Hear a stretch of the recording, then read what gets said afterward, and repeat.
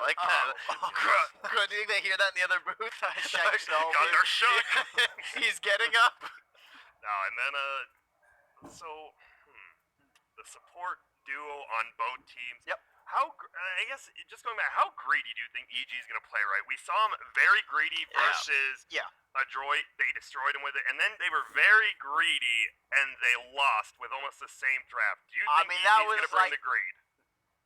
They're not going to go that greedy. I mean, what was that draft? That draft was it was like support Pango, Enigma, I think, for Well, they won with that against the droid. Yes. So using against the better teams, they did the similar greedy draft against VG. Versus VG. No, that's what I'm saying. That's what I'm saying. Like, so you. I don't think think they'll go back. They'll tone down the greed. Somewhere in the middle. Yeah. Because Liquid's somewhere in the middle between those two teams. I don't think they can get that greedy over Liquid, because I think Liquid will have they'll have prepared for that style of EG. You know, Liquid, they've been watching the EG games, likewise, obviously EG's knows what Liquid's been doing, so you can see that targeted. I'm just interested to see if we see those similar openers still from EG, whether we'll go Jog Magnus or Coddle +1. Yeah, or we are going to see like Alchemist first pick, or if they've sort of been swayed off that. And at the same time, obviously, as always in a lot of these series, the question is going to be, does Void get banned out in the first 6? And if not, I'm pretty, between these two teams, whoever has first pick is going to first pick Void. Yeah. It's Liquid and EG. Like they're not going to leave Void out. So speaking of that, are there any just bans you think should go away? It's Void if you're not first pick. Anything else? Still the Chen. I think the Chen. Chen for sure. I mean, we know that EG's great with it, and obviously we've heard personally in interviews the comments from Tiger in regards to Chen. It's an easy hero. Yeah, they started picking it and winning. Insania can play it. There's no surprise. Everyone watching knows that Chen is incredibly busted because he just opens up so much. It's a brilliant hero on its own, and it just makes so many of the meta core heroes, or suppose, just feel that much stronger. And the timings that you can play with the boosted regen, it's ridiculous. It is. You've got to take out Chen in the first pick, because I don't think you necessarily at the moment want to be first picking Chen. I think you'd rather sort of grab something like that first pick Void or the first pick Alc, or in the cases of especially EG, the Magnus Juggernaut, which I think they can still get away with. They just are going to tone down on the greed elsewhere. Like, still opening with Mag Jug, I think that's fine. Sure, there's the risk of being run down by a Drow Strat, but we've seen teams deal with the Drow Strat before. We have. And what are you laughing at here, Trent? I love Owen on the panel, man. He's killing it. He's a monster. Owen's slaying it. He's got his monster. Yeah, I've got one more He's hero. just going. Kunkka. We saw it very heavily prioritized last series. Do you think it'll be the same this series? That's JT's jam, right? Yeah. So they didn't want to give that up.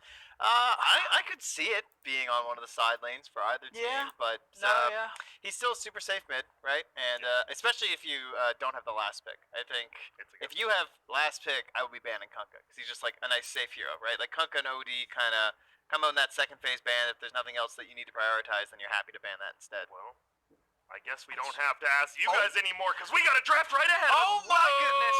That's my favorite part of paneling, is when that transition happens. Because you just get that feeling. Because you get to see heroes. Yep. It's fun.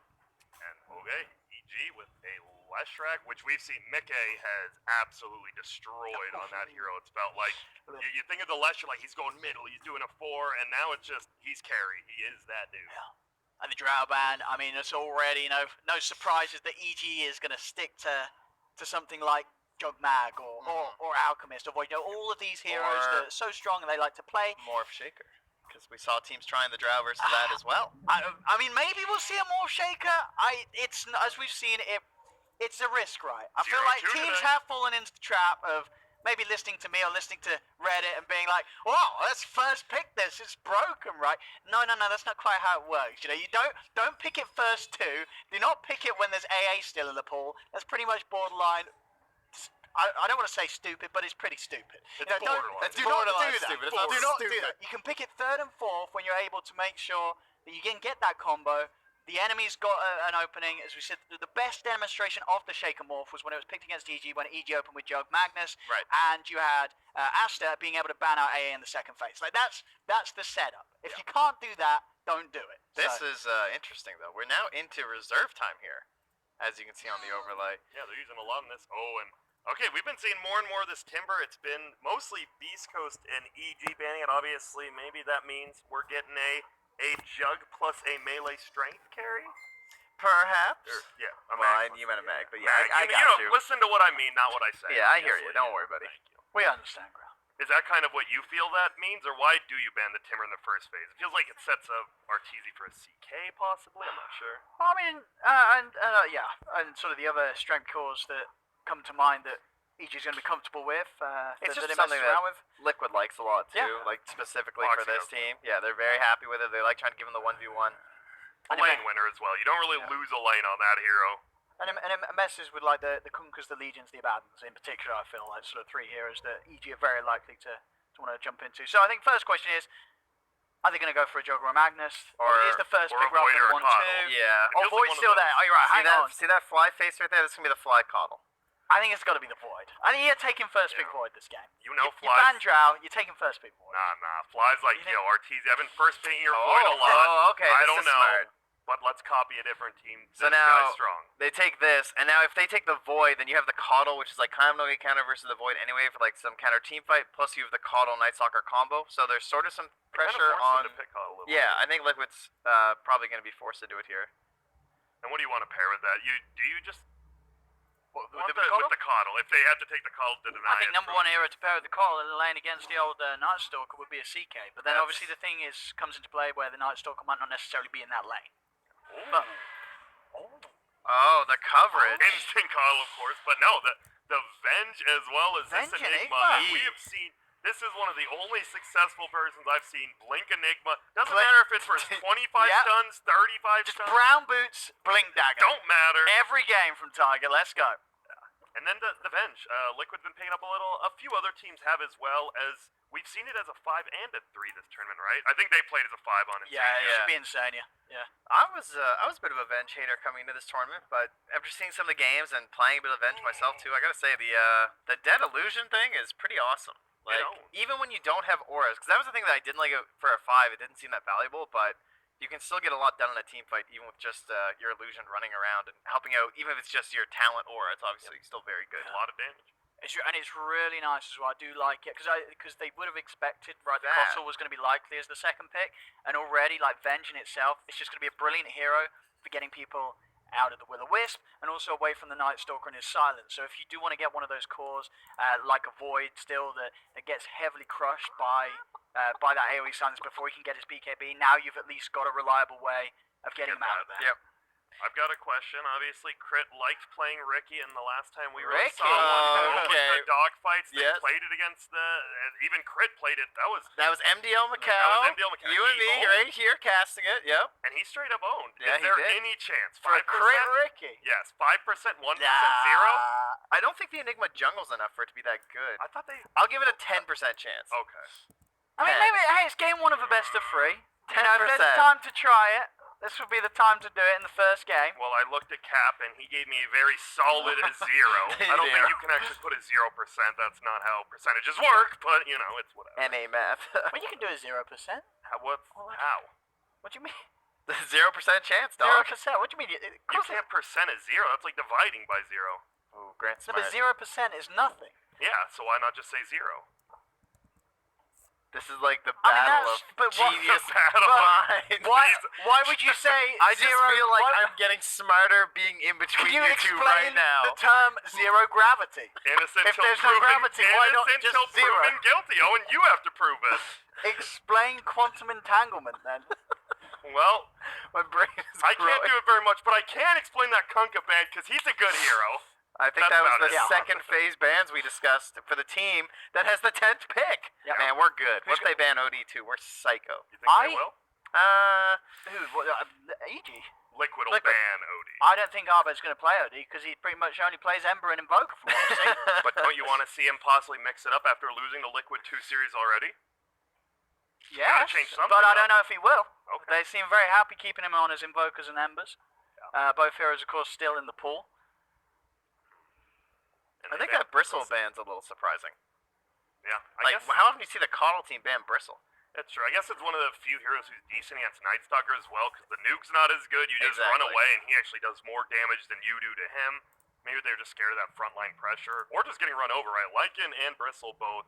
Kind of these 20 to 25 minute, you have a good lane, you're just going to get your towers pushed in. Yeah, one of those instances where you just get items on Enigma. let's see, Liquid. What do you want to take away on the big boys of EG? I mean, so we... Crit does play the Wyvern. I wonder if that's worth banning. I mean, they've kind of proven they don't care enough about the Black Hole, so perhaps they'll just ignore it and go for more important things. I mean, do you expect them to pick something to go through BKB for the Enigma to stop him? I mean, you should. Oh, the Rubik was still in. That's way better. Okay. Yeah. Whoop, Black Hole guaranteed every time. Yeah. One of the few heroes is guaranteed Black Hole. It's a damn good one to steal. I'm curious, going back to the Night Star, how good do you guys, coming into this tournament, obviously some people were saying it's good. How good do you think it is? I think it's very good if you have 3 core players willing to play it. Okay. I think it's also very good if you don't. So, in your So answer to it's your a very question, good it's a hero. very good hero. Man, my But IQ just keeps going up and up. It is especially good if you have 3 cores. What was it? Vici Gaming, right? Yeah. They can play in all roles. Oh, a Liquid Pango. Is this EG? Have we got the teams the right way around? We need production. So, what are you guys thinking then? Is it like the 4 Pango like EG's played it, or? I think it's reversed. I think it's a boxy Pango and it's got Taiga Boxy Enigma. Taiga's shown he's just too good at Enigma. You don't really want Yeah. him off that hero. And it can be a lot greedier, right? With Enigma as a 4, you can jungle while Pango soaks. You can't do it the other way around, really. Like, Enigma can basically pull the lane back, move to the jungle, the wave pushes in, Pango's able to get that farm. Already is a bit of a safer laner. I mean, who knows? Do you think it was a Perhaps we'll see deny either way. pick as well, possibly? Obviously, EG's the one team playing it, and they have... Pango plus Cole, and it would certainly have been a possibility for EG. The, so I think a little bit of it is taking it away from them. The double swashbuckle's pretty good, but Whoa. this is quite the hero. Was that TNC we saw play the 4 Disruptor? Yeah, Looks for like Tim. That's what it'll be here. And he rushed 18-minute Aghanims. Yeah, I like it because it just disables. I mean, you get that, if as a 4 you get it quicker, you get that Aghanims, and you have a huge impact late And game. you've got to sort of consider the vision game, the chase game, right? These 3 heroes, if they want to kill you, they're going to kill. They're going to be able to chase you halfway across the map. I don't a good thought, particularly like the Disruptor that much here. They already have Swap. Enigma BKBs and blinks before he is ever... Like, you're not going to cancel once he's True. BKB. So why do you think they picked it then? That is kind of just strange, more right? team fight, and I think it is about the chase. It's this idea, like, I Nice feel like they're going to get stalker. some tower pressure, and they're probably just going to try and, like, run this game down. Probably, like, tower pressure and roshing is the 2 most important things left for EG right now. I see TA still in the pool. PL. PL. Isn't PL not good versus Common Night Stalker when he just has double void? Well, because as a PL, I mean, you already, now with this PL, you're heavily relying, right, on the Venge to sort of save your bacon. Because if Night Stalker gets on top of you, you're screwed. Manta's not going to do anything, you're silenced. If Disruptor drops an ult on you, you're screwed. You have to make sure that the save's going to be there from the Venge. I've played this game before, but guys, click the hero portraits up top, for the love of God. That's click all the it illusions. is. Yeah, Like, just trying to click the PL when he's doing all this stuff. That's what the icon's for. So it looks like it is the RTZ. I'd rather RTZ play it, I think, after seeing Eurus' performance from Vici Gaming. Like, he showed us how solid Night Stalker is. Like, this is exactly what Vici did, right? They picked Night Stalker, first pick, put it in the safe lane. It had one of the best games we've ever seen of a Night Stalker and in a core position. So not only just the voids, right? Like, we saw him when he got the Abyssal Blade and items, that hero does a lot of damage with that ulti. And we're going to see a whole different kind of RTZ void. Nice. There he is. Hey. Yeah, very good. All right, last picks. Do we got any guesses? We'll let the last band go out, and then you each have to pick for one of the teams. Which one do you want? You have to call the pick, or you're off the panel. Okay. Oh shit. We're off the ship. I run a tight ship. We're on the plane back home. Yeah. You know? Yeah. So We're gonna meet EG there. Airport team. Well, Ember. I've never. gets Do you banned. ever see teams in the airports when you go back home? Sometimes. I've flown with one team. That's about Only when they're on your shuttle. That's the worst. When they're on your shuttle to the airport, like the day after they lost. That one's a little like oof. Oh hey guys, how you doing? Yeah, hopefully you're just not like Slacks. Grats on the win. We lost. Okay, so they ban out the Abed. So technically, as you guys been saying, I thought OD looks good. Invoker, maybe. I like OD when I have a lot of vision. Just like keep getting charges off during fights. Just ulti this PL as well. It's like low int to start. I don't know, pushing And early. you kind of want another. I know we talked about it. I know Owen, you said you liked more of these playmakers. Do you think you need a little more carry with an Omni Disruptor Coddle on your team? Like, you don't, I mean, you're pretty much all in on Night Stalker's physical damage, right? Oh, Yeah. DK, let's go. DK. No, Storm. Ooh, I'll bet Storm. The only thing that's going to stop you is a magic missile Rolling Thunder and a Black Hole, these aren't sort of reliable catches, right? Two of them are ultimates, one's a slow-moving projectile. You got fast fingers on the Storm, you're not going to die. You're not going to die. It's a pretty solid Storm game, and the thing is, you know that on Liquid side, Blitz, he's watching this show, he's going, it's a good Storm game. Look at his face. He knows. We can't Blitz knows. Oh, this is a good Storm game. All right, who you? But now Blitz he's got to know what to pick, right? He's seen a final pick Storm. Blitz is going to have the answers. This team loves Storm. They picked it all the time last year. It was one of Quake's best heroes. They were first picking it for a while. They were. Right? I mean, that and Brood. They were that's both, intense. There's like first phase Storm Spear. They have so much confidence in it. So you have to imagine they also understand a lot of its weaker matchups. Smiles. Wait, did you just say Brood? Who said Brood? No, I said they were first picking Brood and Storm during But why not period. Brood? Or does Brood just get... Do you have too tough of a I lane? think I think Quaifa could get away with a Brood game here. If he wanted to make a lot of space. But I feel like Night Stalker is very good at chasing. Yeah, you don't want a Brood here. I don't think There's too much chase. I think if he climbed the lane, Too much catch. Yeah. I like that. Okay. So that's gonna be tiny middle, right? Yep. We're assuming Quite it's for tiny. Quaifa. All right, and it is the Taiga on And Enigma. Arteezy, What Night a- Stalker. All right, guys. Everyone take a deep breath for 3 seconds, and then I want to hear some sweet explanations on which team you think's gonna win, but most importantly, the why. The why.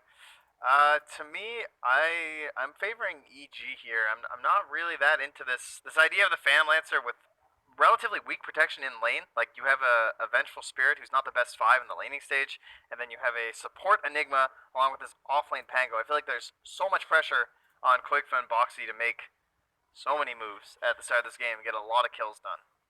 I've got to agree. I think the PL is a risky pick. The Tiny, sure, it might be able to sort of edge Arbed out lane, but we've seen Arbed so many times be able to recover, and Storm's a perfect hero to do so. He can very easily kill off the neutrals, and the playmaking from EG is going to be pretty insane, being able to move around with the Arteezy Night Stalker, whereas on Liquid, they do have like this Tiger Enigma. It's a little bit greedy. They're going to need a little bit of time for him, so he can go for that blink, which he's going to get sort of 10 minutes in. But the amount of ways they can get to the back lines, and the fact that they've got Ramses as well ready to save them, I think all in all, EG's got not just a slightly better draft, I think it's an extremely better draft. Easy game for EG. Crit and Fly's positioning is very important here, though. Like, if they just get caught by Boxy or Quakefa, then these fights are not going to look very good. They're an important support system here. They have to watch for those early aggressive movements and try and counter the TPs to the tier 1 towers. Okay, sounds like the panelists here think EG might have the better draft, but we're going to hear from the mans with the plans, Lyrical and Cap. Never fail to impress with the outros there, Grant. And man, Cap, here we are. It's going to be EG versus Liquid. The panel's feeling EG. Are you feeling the boys in blue as well? I am a little bit. I think the Phantom Lancer is definitely a curveball, but both sides really did take a lot of curveballs here. We have 2 new heroes from Liquid that they haven't picked this tournament, both in the Pango as well as the Phantom Lancer, and 3 new heroes on the side of EG. They haven't picked up Storm Spirit or Night Stalker yet this tournament. And I think no Omni Knight either. I'm pretty sure about that. So all 3 of their cores are different from what we've seen so far at MDL. And I think that's important because obviously these teams can play it. Both of the teams are very well experienced and such. But when you come into this tournament, especially since there's not a whole lot of information outside of this tournament, right? The last time we saw EG was the NA qualifiers. There is going to be a distinctive idea of how to play the game, and that's going to adapt a little bit as you start playing more matches. And Evil Geniuses, they're certainly taking away from their greedy approach that they had before, and they're going to be playing a very fast pace, and it's Liquid who are going to be taking the greedier approach against Get himself playing on this Night Stalker.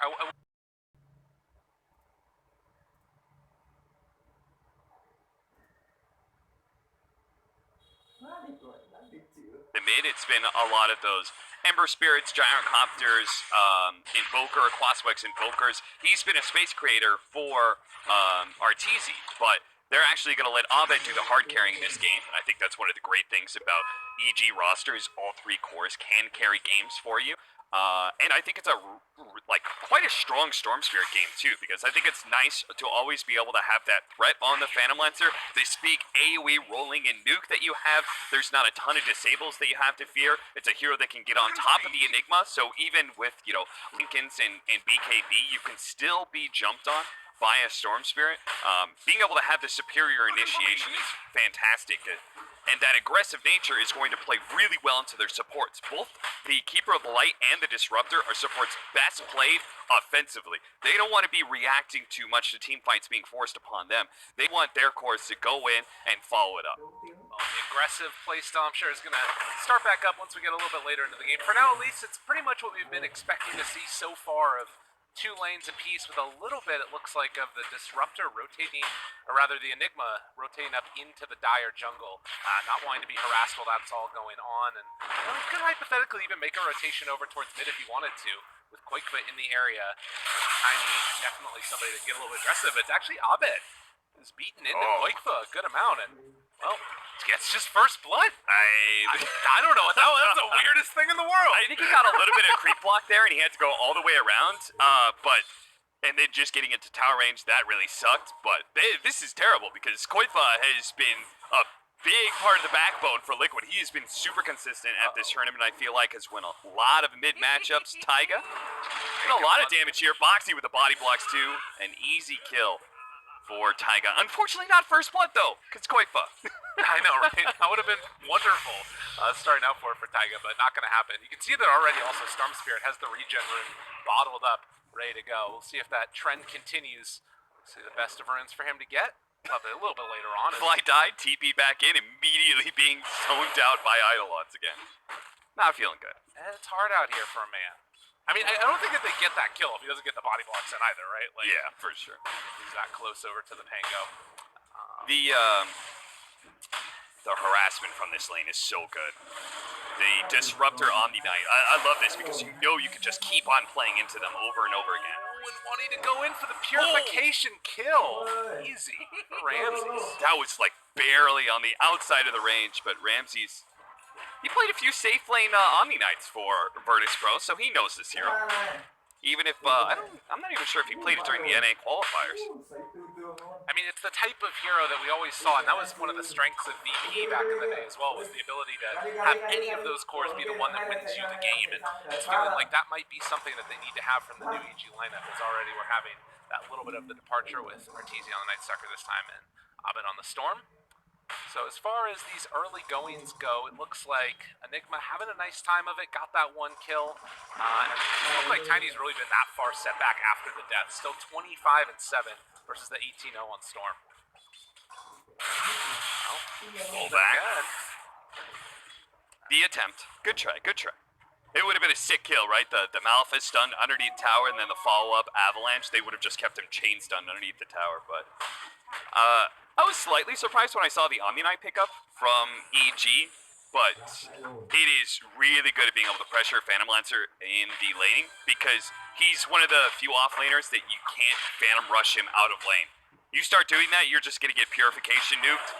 Any big, like, magic damage nukes are going to use this. He's like a little bit low health, high armor sort of hero, so magic damage harassment is really good against Phantom Lancer. As is a good amount sustained in Omni Knight's Bolt. It's just so frustrating to play against this Disruptor, I feel like. The 2 points already up in Thunderstrike, and you can see Insania popping the salve there. We'll have to keep our eyes on like what the regen distribution is as well, and if the CS maybe is a little bit deceptive. As we get ready for these 5-minute bounties, looks like it's going to be a trade-off down bottom of 1 apiece, and same up top. Oh, they got the toss back onto Abed mid, but he's going to try and go for the kill onto Koifun. Might just be able to zip forward. 1 more shot. A Helix self saves him, but the second shot will get the kill. Man, that was sick. So they managed to find the 1 kill there on the other side, and now the rotation over Insania gonna force crit back the other direction. So Abed making something out of nothing.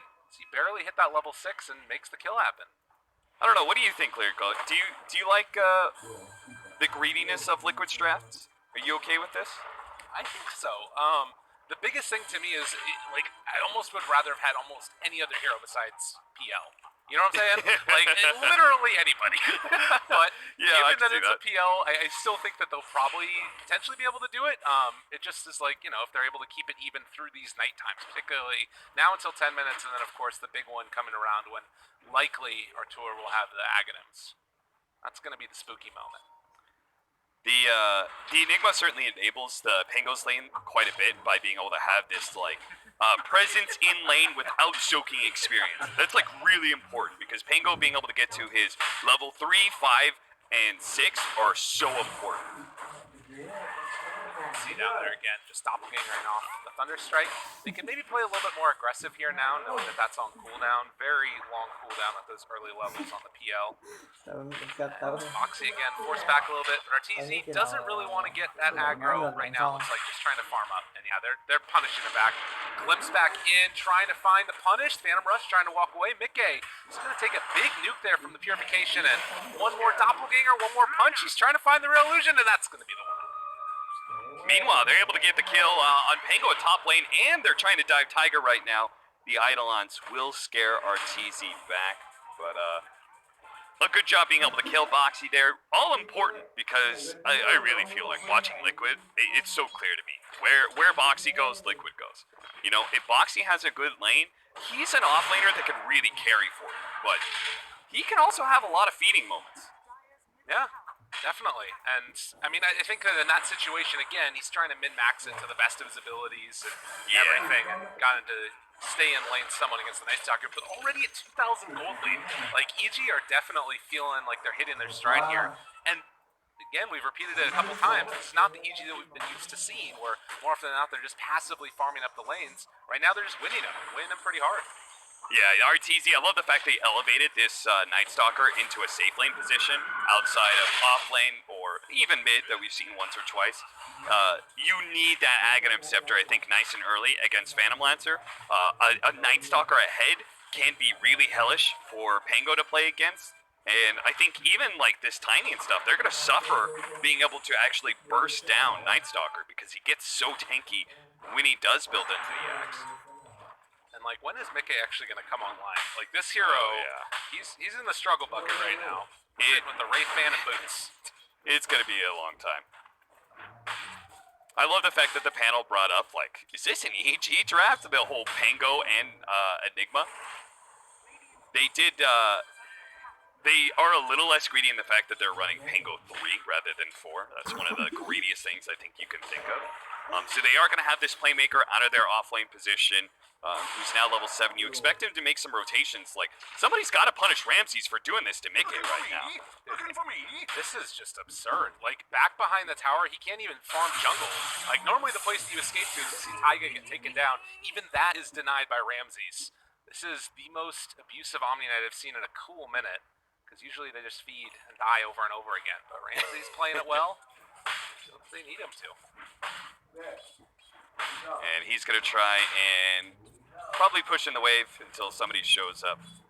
Whenever one of those enemy carries goes jungle, you want to try and either invade jungle yourself or start threatening the tower. God, and nobody can stay in this lane. They're just not safe. Trying to pull the creeps back in closer and they just purify and run at him. This guy's got 1100 HP. This is definitely rough because in order to kill him, you probably need at least 2 cores and a support. Otherwise, in like a short lane like the offlane, you're going to have TP rotations. It's going to take too long to kill the Omni Knight. The entire thing could turn around and blow up in your face. Well, at least Foxy and Tiny are having a pretty decent game right now. So, again, he's in a little bit of trouble. All right, he's just going to do ring around the rosy, dodge away from the ball that's rolling in at him. And when this wears out, Boxy got to be a little bit careful. He's very healthy, but not going to dive. The Phase Boots is an interesting choice, but I think probably a good one. He needs the armor, and he's got the Enigma to supply him with mana via Arcane Boots. Quick, so they're going to pop the regen rune. And just heading back the other direction. Nighttime. So we'll probably hang out for a little while around 2,200 gold away from his Aghanim Scepter. And Quakefo reveals himself, thinking to look for a pickoff in the back.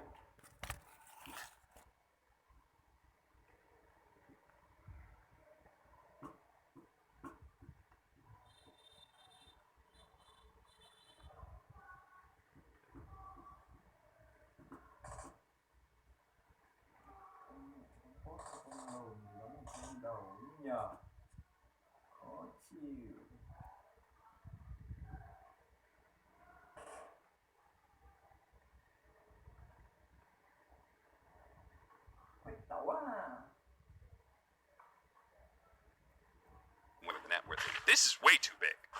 This 5K terrifying. is way too much in 12 minutes. Yeah, and I don't really see it slowing down anytime soon. Like, that fight happened during daytime, right? Like, they popped the ultimate, but still, it's all those other heroes that are making this stuff happen. And now Abed's just back there farming up some Ancients, can hit the shrine afterwards if he wants to. Kaya done, going for the Bloodstone. So, a little bit maybe of a slightly greedier build, but it's a big old group up now, looking for a pickoff, and well, looks like they've got one in mind, and it's Koikva, who is already Static Storm swapped out, but they jump on the backlines afterwards. Now the Kato ulti, a big old jump in from Bo3 as well. Do they have enough damage to burst down Abed? Not quite looking like it as he decides to zip forward, finding Koikva. Maybe a black hole opportunity, or Abed just gonna try and jump away. They get the kill. So they take down 2 for the price of 1. Now, seeing if they can get out, Liquid trying to escape Bo3, chased down by Ramses, Purification, and the punch down. Not enough mana, but does have the stick charges. So they'll be able to back out. Well, that wasn't the worst thing in the world, because EG was so far ahead, and you had a killing spree on Abed, 457 gold, that's pretty nice. Phantom Lancer was farming during that time. You gotta look on the bright side if you're Team Liquid when you're getting bodied this hard in the first 15 minutes. And that one, definitely feeling at least somewhat okay. You'd love to be able to keep Koikva alive with that swap play, but didn't quite work out for them. As 5 to 11, 6,000 gold lead, and looking for another pickoff there. They run into Mr. Crit. Good pick off there for Koikva, but I think Evil Genius is like you know, if you try and get wards down or something, it's whatever, you get picked off as a support. But I think for the most part, EG should be playing kind of a 4-man. I think they're like mostly stronger in team fights than Liquid, and Bo3 even just giving up his life for an arcane rune. Swap again, trying to roll away, and all right, he's out. So Insania. Oh, all right, finished it off. Come on. To get the finish. All right, he's like, don't worry, boys. I'll clean it up for you. Almost has an Aghanim Scepter, by the way. With the 200 health talent, him pretty much like AFK farming for the last 15 minutes, he is going to be a monster when he comes online. The second night time, plus Aghanim Scepter, level 10 with the 200 health talent. Ugh. I mean, this does feel like that moment, though, where if Liquid can kind of persevere, these next 5 minutes to me feel so key. And oh yeah, God, finding a pickoff right now on Arteezy would be a huge part of it. If they could make this work, they don't know that they're in the area. Jump forward, finding him, the black hole initiation coming in onto this Night Stalker, trying to kill him off in time, but they just can't do it. They don't have enough in the tank. Oh, that was your moment, Liquid. Let me tell you, Lyrical, there is no easier counter to the black hole than the white hole, because Coddle is an asshole. That's just what he does. You think you're going to be able to chain stun down this hero, but you can't do it, because he's just there, because he has a billion cast range on his Will-O-Wisp. Oh, and now Bo3 silenced up, can't really get away from the Night Stalker this way. The chase down's going to come. They've already used the Heavenly Grace, trying to get a little bit of an escape, and he's going to be able to roll away. That, I think, again, the Phase Boots has done so much for him. He's really focusing on the survivability. I kept looking at him going, should he have a Javelin by now? Should he have a Javelin by now? And I see Phase Boots, like, okay, upgraded boots, that's fine. Then a couple bracers. I was like, geez, you're really scared for your life here. And not going for it at all. Yule Scepter build. So that'll definitely help against a lot of these silences. And Coddle, bottom lane, gonna get blown up by the combination of the Wave of Terror plus all that physical damage. And then up top as well, they find Koikva. Not able to get anything off, so a couple kills traded off there. Liquid not feeling quite as good about it as Arteezy gets pulled back in. They've got the Malefice there as well, trying to escape, but Bo3 almost there, and they will get the kill. That was close. Ramses was closing in for the Purification. If he gets that off, there's no way they kill Arteezy, and they're probably losing a couple heroes. Insania, well, he could try and TP away, but I think he knows Crit is around, and he'd probably just get glimpsed at some point anyway. Uh-oh, Mickey runs into a double damage Storm Spirit. That's not good. He just uses Doppelganger. Oh, and they can get it. Malefice trying to live, but it's not going to happen. Abed is low on mana, but nobody is nearby to help out. Everybody else is dead. He just 3-shot Enigma. That Enigma has 1,000 health. He has an Ogre Axe, but, you know, double damage plus, the Static Remnant. He's level 15 with Kaya. That's a lot of damage, Lyrical. Oh, it hurts. It's hard to deal with. This man's a monster. He decided to go back for... Well, it looked like he was queuing up the Yule Scepter, but then bought out for the rest of the way towards that Bloodstone now, it looks like again. So yeah, I mean, you look at this whole draft and the way the dynamic works, as Quakefoot was maybe looking for a blink initiation there, it just feels like this EG draft is so well set up to come online right now, and now Arteezy is going to get hit by the Rolling Thunder. Another stun comes out, Glimpse pulling back in Insania, and he's just like, oh no guys! Oh my god, the swap back, and Boxy looks like he's going to be able to escape, maybe in a little bit of trouble as they get the Void out, White Hole down on top of it. Oh, it feels really, really bad. Ty gets chased down, but they won't be able to find any counter pickups. Dude, I saw Insania and I was like, wait, is he really gonna swap Pango? That's so risky. You're just a 5 position, Insania. Just give up your life. Just die. Fortunately, Boxy doesn't get punished for it or anything. Again, without the Yule Scepter, like, he's very susceptible to silences, and they've got a lot of them. They've got the Disruptor, plus the Night Stalker AoE silence. Space for Mickey. That's what I was about to say. Like, you know, on the one hand, they're down 8,000 gold in 18 minutes. It's not great. Yeah. On the other hand, as it looks like they're trying to bait it on Illusion. Oh, that ain't gonna work. All right, I was gonna say Mickey is farming, but now Mickey is dying, and well, that is gonna be another one down. Chase away, not gonna happen. No longer space for Mickey. Oh, dude, and they're killing mid. All right, I think it might be time to stick a fork in it. Boxy, roll back in. And they can't get on top of the storm. Abed literally walking circles around Boxy.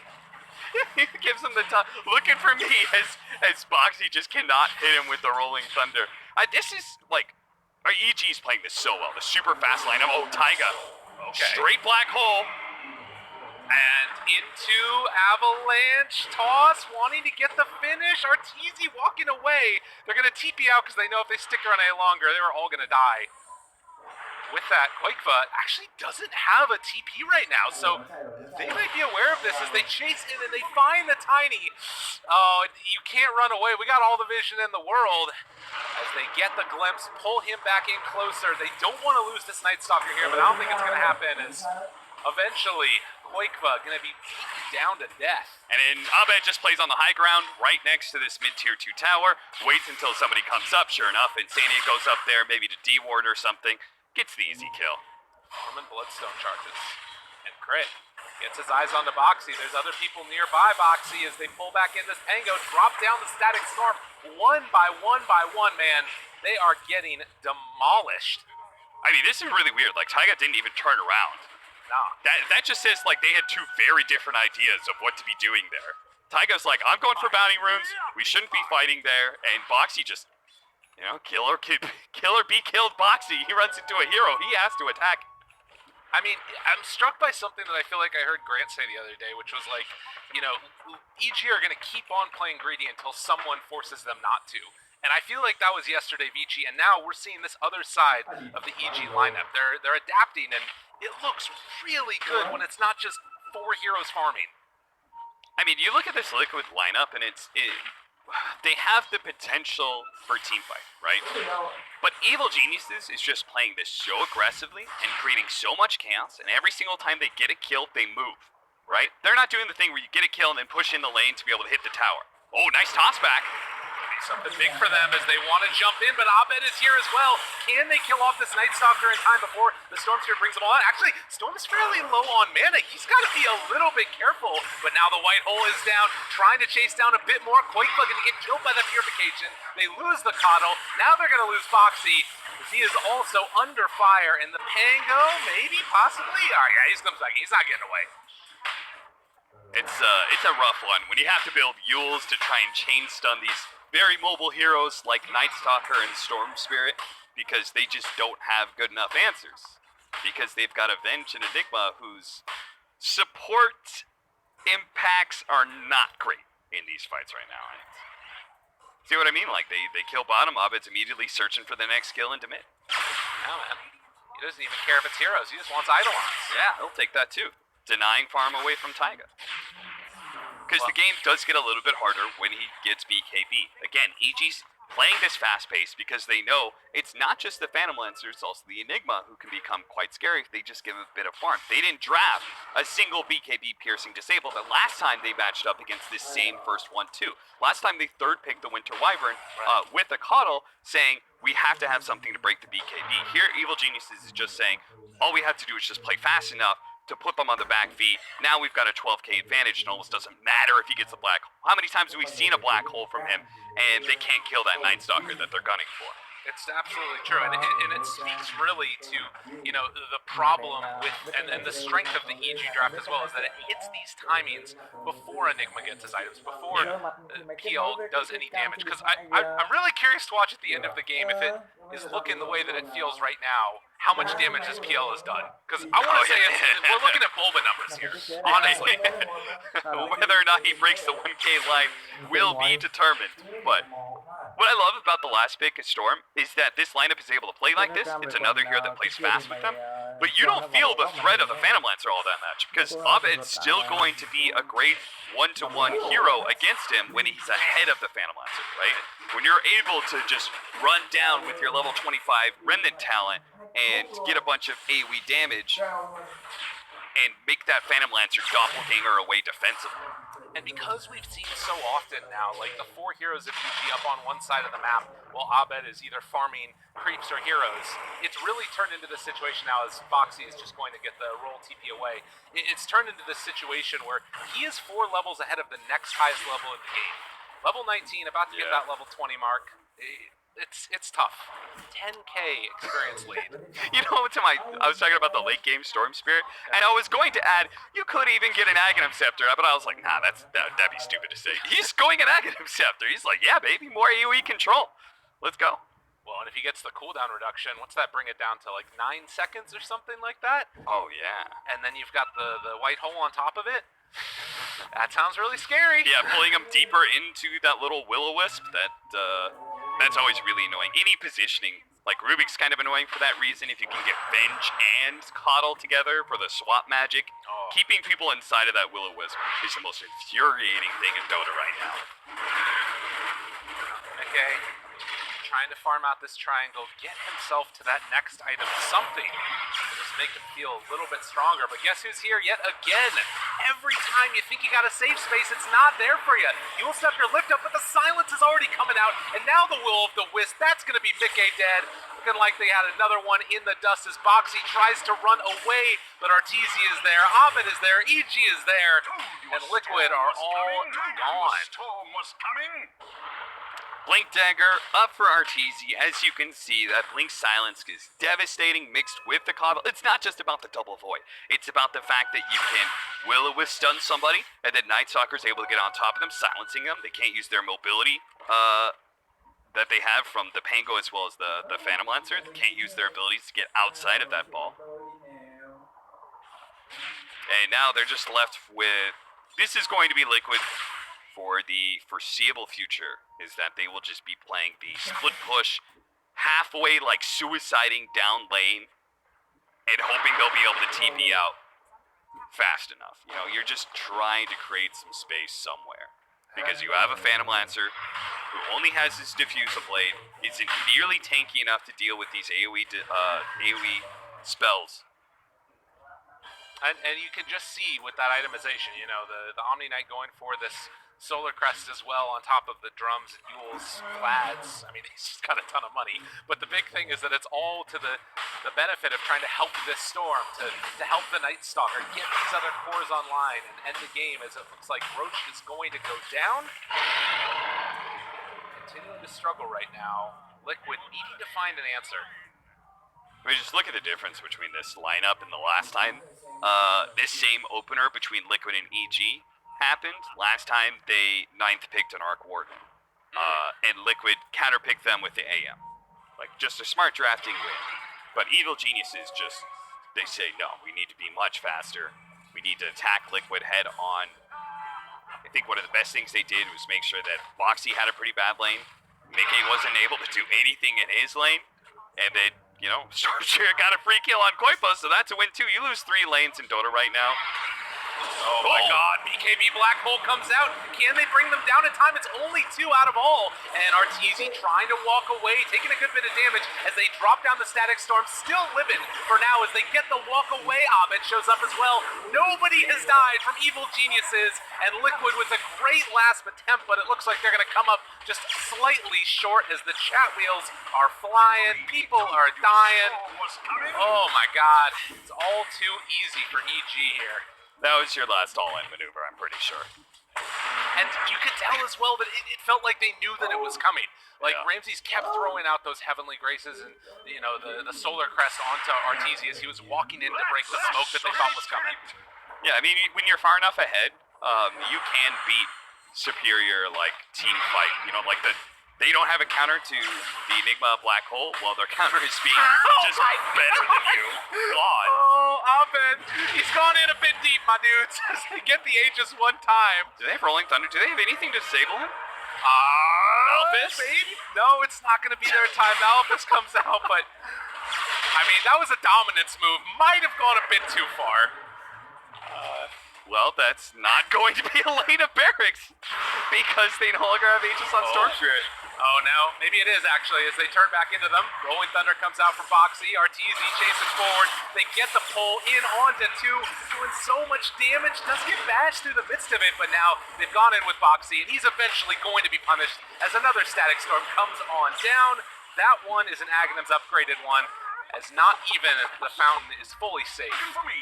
I love the fact that the fight started and you said, yeah, it probably is another lane of barracks. Despite the fact it was Liquid starting the fight on EG, we've been conditioned to understand that this game's probably over and that EG is going to win that fight, despite Liquid's the one starting it. I mean, we just keep on watching our TZ Night Stalker. I mean, we said it at the start, right? It's like the safe lane Night Stalker, they're going to have damage issues. They banked on, like, Poipa's tiny bit to be able to create a lot of... He needs to start the fights, he needs to be able to blow up some heroes, and then the Pango comes in and cleans up the rest of the fight. Taiga follows that up. But you just never got to that first part, in particular because you've got, like, this Night Stalker with an Omni Knight. You can't kill him. Oh no, not again. Oh, they roll in from downtown and find Mikke. He was trying to farm to get to that next item, and it was just not gonna happen. Back to the next shrine. Is there a mercy button? What do we? Can we be the referee that comes Throw in in and the towel? throws in the towel for Liquid? They're being beaten senseless at this point. God, take down another one, why don't you?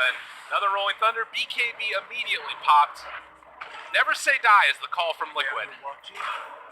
So the next step for Arteezy is going to be Nullifier, I think, which will be another good way to answer Pango and Enigma. They'll rely heavily on Insania's level 2 swap, which he's still trying to get. Just needs like a point of experience and he'll have it. 100. Yeah, you need that. You need a longer distance to get people away from this silence and away from this Will-O-Wisp, because level 1 swap just isn't far enough. It's feeling like far too much, definitely. And even the answers that they have, like, the reason that they got that kill onto Abed was because he just went crazy, right? He saw the Vengeance respawn, he's like, I'm just going to go in there. He was able to bait out a couple buybacks when it happened. If they play this safe, I don't think that there's a way that Liquid can win. Just based upon, like, the movement, sit the Omni Knight behind anybody, and just let them punch the tower. Like, Disruptor could go up and punch the tier 3. Just play together. You can have one hero that's separated from the rest. But other than that, I mean, if you play together as a group, just don't get 5-man Black Hole. And Liquid is going to have their hands full just trying to get one kill. You can see Taiga, they're anticipating the jump from Storm and maybe hoping to get a Black Hole when he does go in on one of the backline heroes. But right now it's just Ramses that's able to sit behind and keep all fine and dandy. Shiva's guard is going to be coming out in just a second, it looks like, for Storm. Which does mean that he does not have buyback. But it is feeling like even if that happens, the jump in comes, they find the Black Eye, looking for the Black Hole. It's pretty good, but there's no follow-up damage. And the BKBs get popped right as the Rolling Thunder comes through. They've got the Will-O-Wisp doing all the damage to Quakefa in the world. Taiga's dead. That's no more Enigma. That's GG. Well, that's a 35,000 net worth lead by 32 minutes. Yeah, that ain't great. That's big stomp territory right there. Whenever you see heroes that have to build items that isn't natural to their build, it means there's a little bit of a problem. And you see this Phantom Lancer who had to go Diffuse a Blade, Yasha, and then was trying to go BKB. When you have this Pango going Eul Scepter into Basher because they need more control, there's just like something wrong that you're trying to address, and there's something wrong with the draft, that there's this huge weakness and you're trying to address that part. You're just not able to with items. It's just not good enough. I think Liquid, they're going to have to pick up the pace a little bit more. This opening may not be as solid as they found it the first go-around against EG. We'll have to see. Ladies and gentlemen, the first game of a best of 3. Let's head back to the panel, see what they thought about that stomp. Greed is not good, according to this game at least. That was a beatdown. EG takes down Liquid 1-0.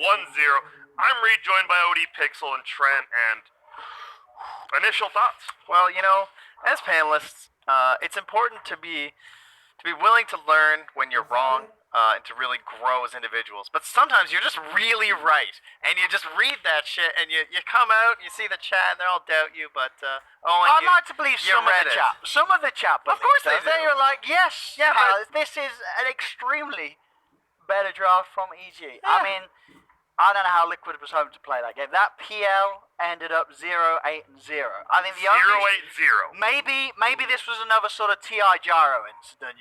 Sort of, oh no, I picked PL. I meant to ban it. I mean, obviously that's not great either. And then, wow, but because sort of like, why did you pick PL? Smile and play, Mickey. Smile and play. Smile.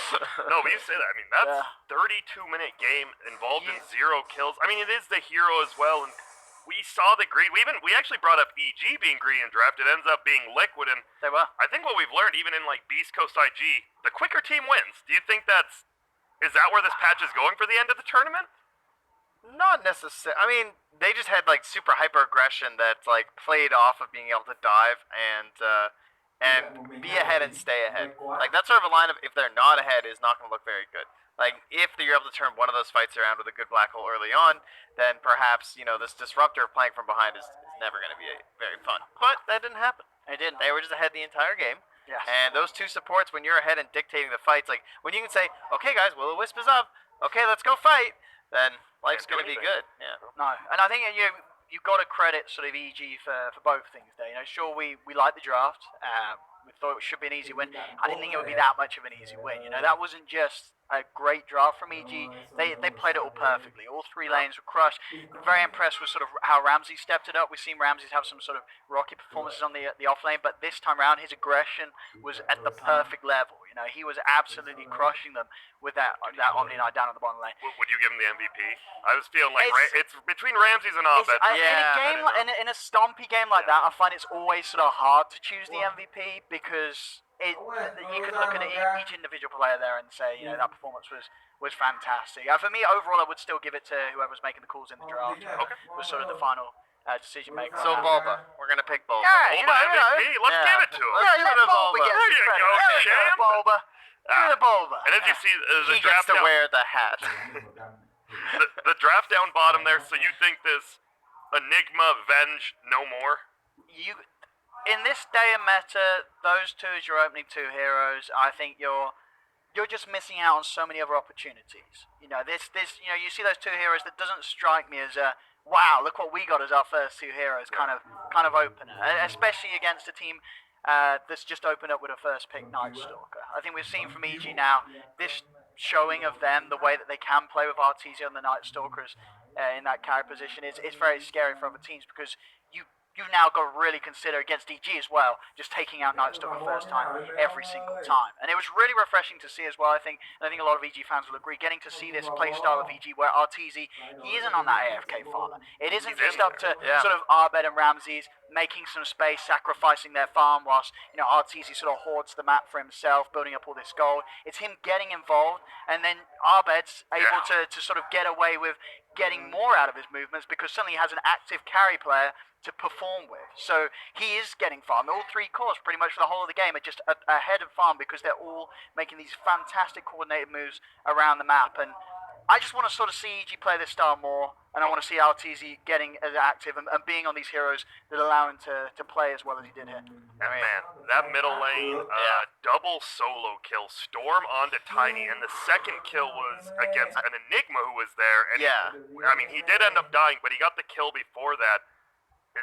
You want to see more of that Abed, right? We don't want to see that, as Owen said, we don't want to see that sacrifice. We want to see him go. And it wasn't just his laning stage either. Like, afterward, he was so aggressive. Yeah. Like, very many, so many kills across the map. He ends up getting a double kill on the PL and the Enigma with a DD rune. I mean, how many times did he just find Mickey just, like, farming some neutrals somewhere or Ancients and just ruining his time? And that was part of the power of their dual core in the Night Stalker and the Storm Spirit, that if either of them got even just a glimpse PL, he was just dead. Oh, exactly. Yeah, and just overall, because this duo core, it's like the perfect snowballing duo core, right? As soon as these two heroes get any sort of momentum, they're going to sweep up the game. I can read those letters at the top.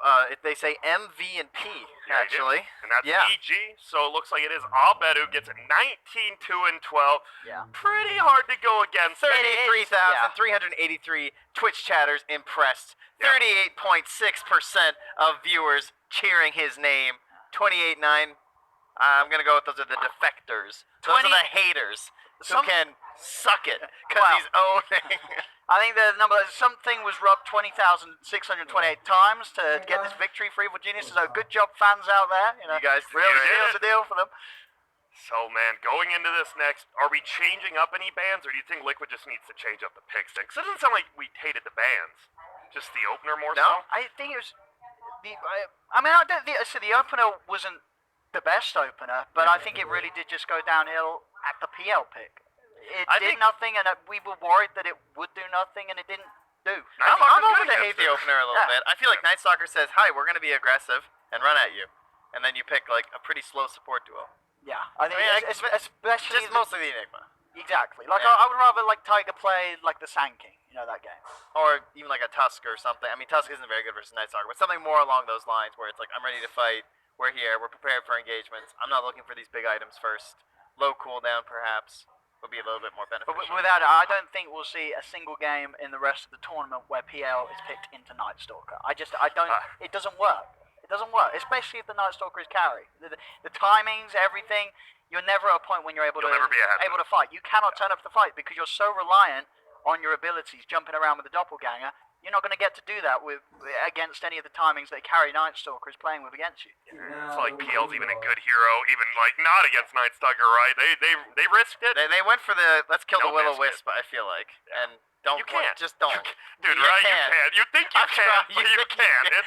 Jug spinning is the only hero that can kill Will-O-Wisp. And then you're like. Yeah, and even then you don't know if that's worth it.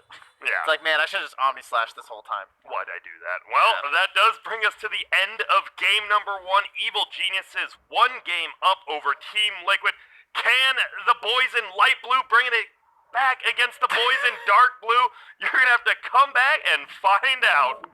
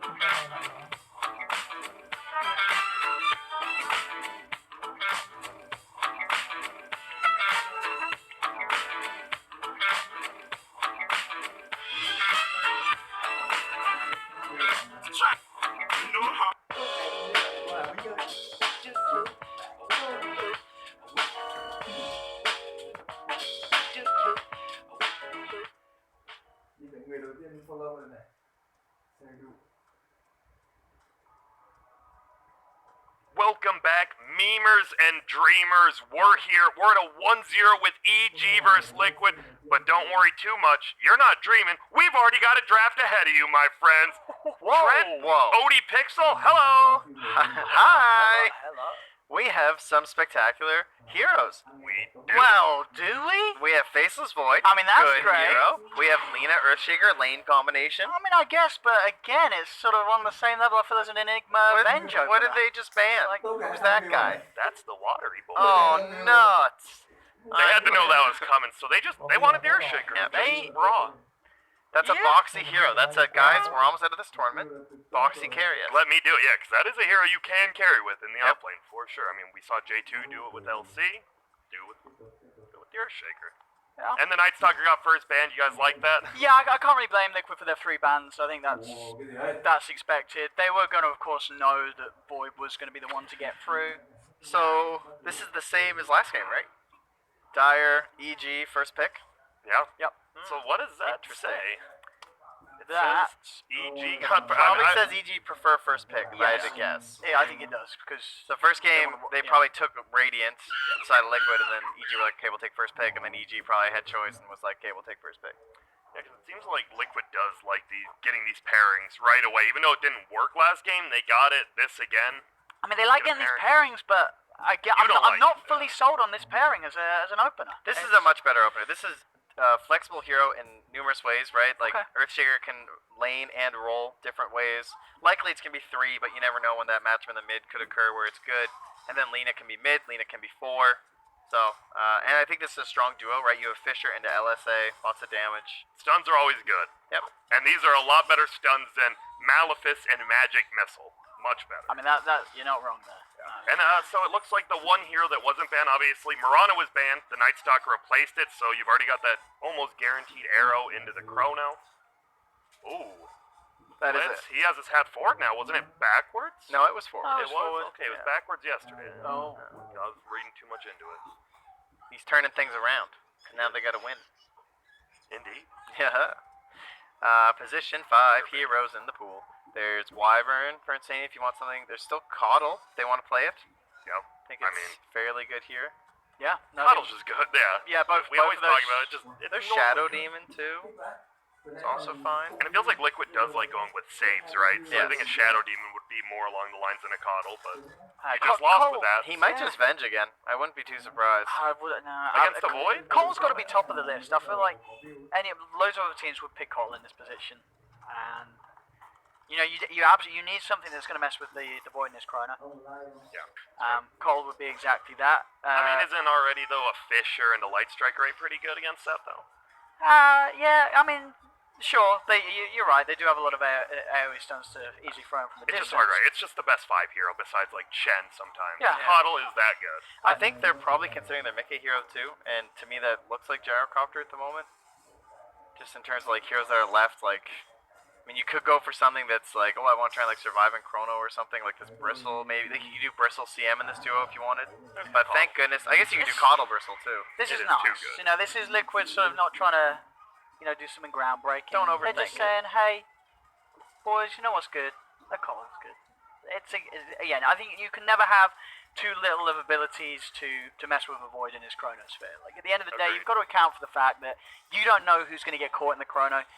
Ideally, you want to make sure that the majority of your team has some ability to help their teammates out. Once you have level 4, it's or level 15 depending on the Coddle, like and you have nice cast range on the Blinding Light, you can also hit people into Chrono fairly easily. Like some of Void's own allies as well can be a little bit irritating. Like keep them Yeah. controlled up inside that the Will-O-Wisp. could be the big and stuff, brain plays. Huge brain. Wow, I'm looking forward to it. What's the fly hero here, do you think? Do you go with the save, as we were talking about for Liquid, they didn't, or... Because it feels like this is probably where you're going to pick it. What would be good right now? Something that had like long range disable. That's hard to get out of a 5. It is. Like Venge is actually kind of okay. Jakiro? Like Jakiro's very good. We've Yep, seen nice her and tanky. fly play Good here. with the Faceless Void. Arteezy just put Baby down the Ray. fist. But he's smiling. I want a good lane support. Why did they ban Magnus? Right? Where's my Empower?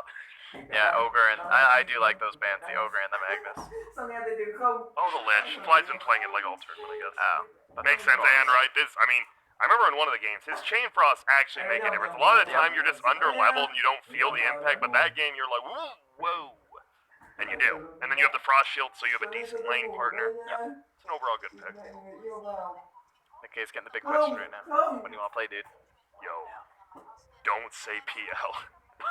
Can you play the Bristle? Don't say PL. Lich was nice too, because I like the gaze when I'm playing against Bristle. Yes. Again, like force Like a half focus deny thing. there, I Yeah, it's agree. kind of nice. Because they did ban EG, ban the Bristle. They know Liquid likes playing that up-tempo stuff, but 3 of these heroes, honestly, are pretty decent against Bristle. The pull around, the Chrono you can get around. Might have to switch it up. They only got 15 seconds. They've used a lot of their reserve time right now. And this is like your full strat. And they go with this. Oh, of course, the Stuns. CK. We got some This is stuns. what we wanted right at the start of the last Yeah, I draft. wanted to see CK call from the last time. Yeah. McLaren's. Incredible. Oh, Ooh. Yeah, what a sponsorship. Shout out to My MDL. goodness. Thanks Yeah. for- Look, they had the like customized ones picking them up, I believe, some of the players. Really? Yeah. Dude, that'd be sick. Yeah. Get to ride a McLaren. Oh man. Crit looking like completely crisp on the side. That thing's like from this morning he got that cut. Yeah. Jeez. Fresh. Boxy, like a little rougher on the sides there, you know. A little shaggy. But look at that. So, overall, Lich has been picked 19 times, 47% win rate. Fly has played it 4 times, 3-1. He's doing something right. Winning.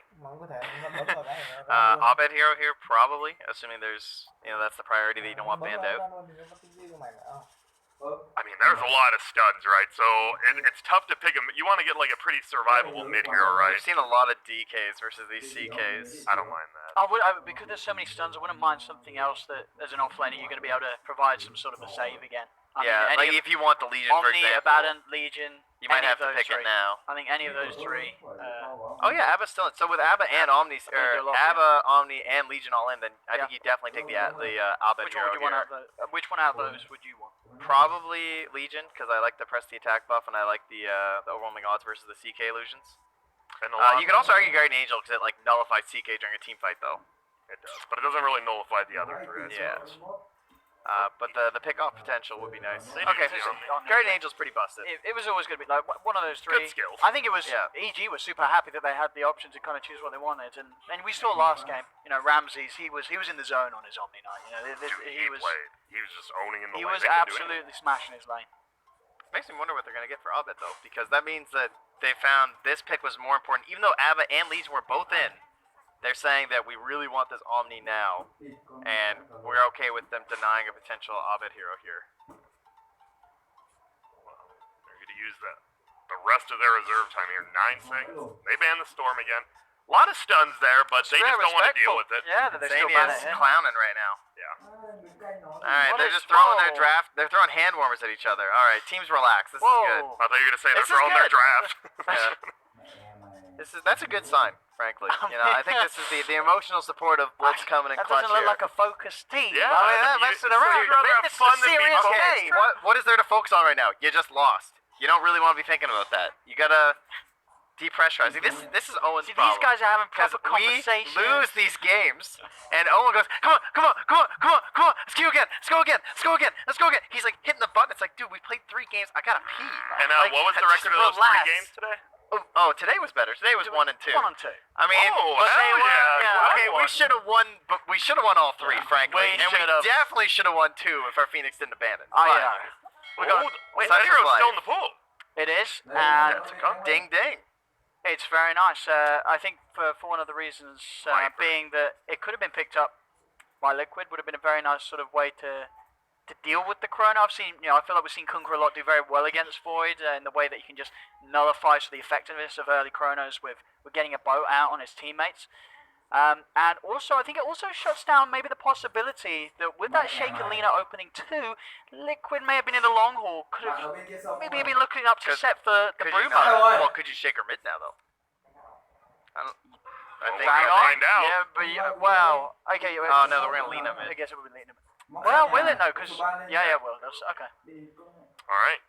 We see the drafts. It is a last pick. Rubik, some decent spells to steal throughout this, but did it convince you? Is Liquid possibly to take this to I a thought he game was 3? going to Dark Willow for like the Chrono and for the Omni controlling the back line. Some classic Taiga, but yeah, I like the Rubik too. I like the Coddle and the CK. I do like the Lena.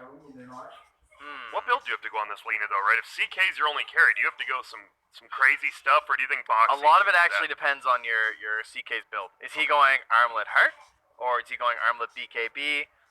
Is he going to be engaged with us early on? You have to make a lot of space for Boxy still. Like, he just needs so much time on the lane. Like, he's going to build his treads probably. He's going to build his Aghanim Scepter the way he likes to build the hero. And trying to give him that space might be a difficult one with EG having this Abed. Like, if Abed just goes off again, because he can on Kunkka just like he can on Storm and starts pressuring all across the map, I foresee another very difficult game here for Liquid. But I like the fact they have the Rubik and the Coddle to like disrupt those earlier engagements. I feel like that's a lot better than their previous support duo. I'm gonna go for Liquid. I like the CK. I like the Coddle. They picked heroes that I think are very strong with good pairings right now, and so I'm gonna respect that and give it to them. All right, OD Pixel, you're raising the brow. Yeah, I'm not a fan of what Liquid's doing here yet again. I think EG once more has a much superior draft. I'm looking at these cores, and I think it's going to be another case where they're just not going to die. You have Frost Shield, the save from the Omni, the Kunkka's Rum. I don't think you've got enough burst to blow up a Liquid. You have these two supports, Coddle and Rubik. There's a bit of control there. Sure, Target gets a nice steal. I guess that's an extra bit of nuke, but it's mainly on Koifer to blow the targets up. And I don't think it'll be enough damage. You've got 2 strength core heroes, and you also have a Void who's going to have that extra bit of effective life as long as he gets the chance to get a Time Walk out. And with the save of Ramses, he's going to be able to do so. And with Lich as well, I think it's a very hard draft for Liquid to execute. I didn't like their opener. I was waiting to see if they could convince me with the rest of the draft. They didn't. I think this is going to be another easy game for EG. Okay, and that means we will have to get into a game number 2. Will EG bleed blue all into the cup of Liquid? Well, you have to find out with Cap and Lyrical.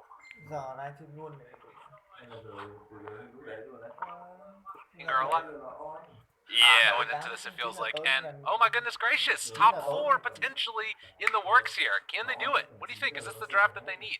It is more convincing to me than last game, but I do think that the Chaos Knight was a little bit telegraphed, and as a result, like, I'm fairly certain they picked up, like, yeah, Lich Void is a classic combo anyway, but I think they knew the Chaos Knight was coming, so that means they got to pick 3 heroes to try and counterpick it. Already. Oh, pushes him down to the low ground. Does that mean he gets over in time? Oh, Yeah. Ramses. Thanks for the rune, nerds. He might give up first blood here as they are chasing him through the trees. Ramsey's trying to run purification again in a sec, but it comes a second too late. Mickey drawn first blood. Yes.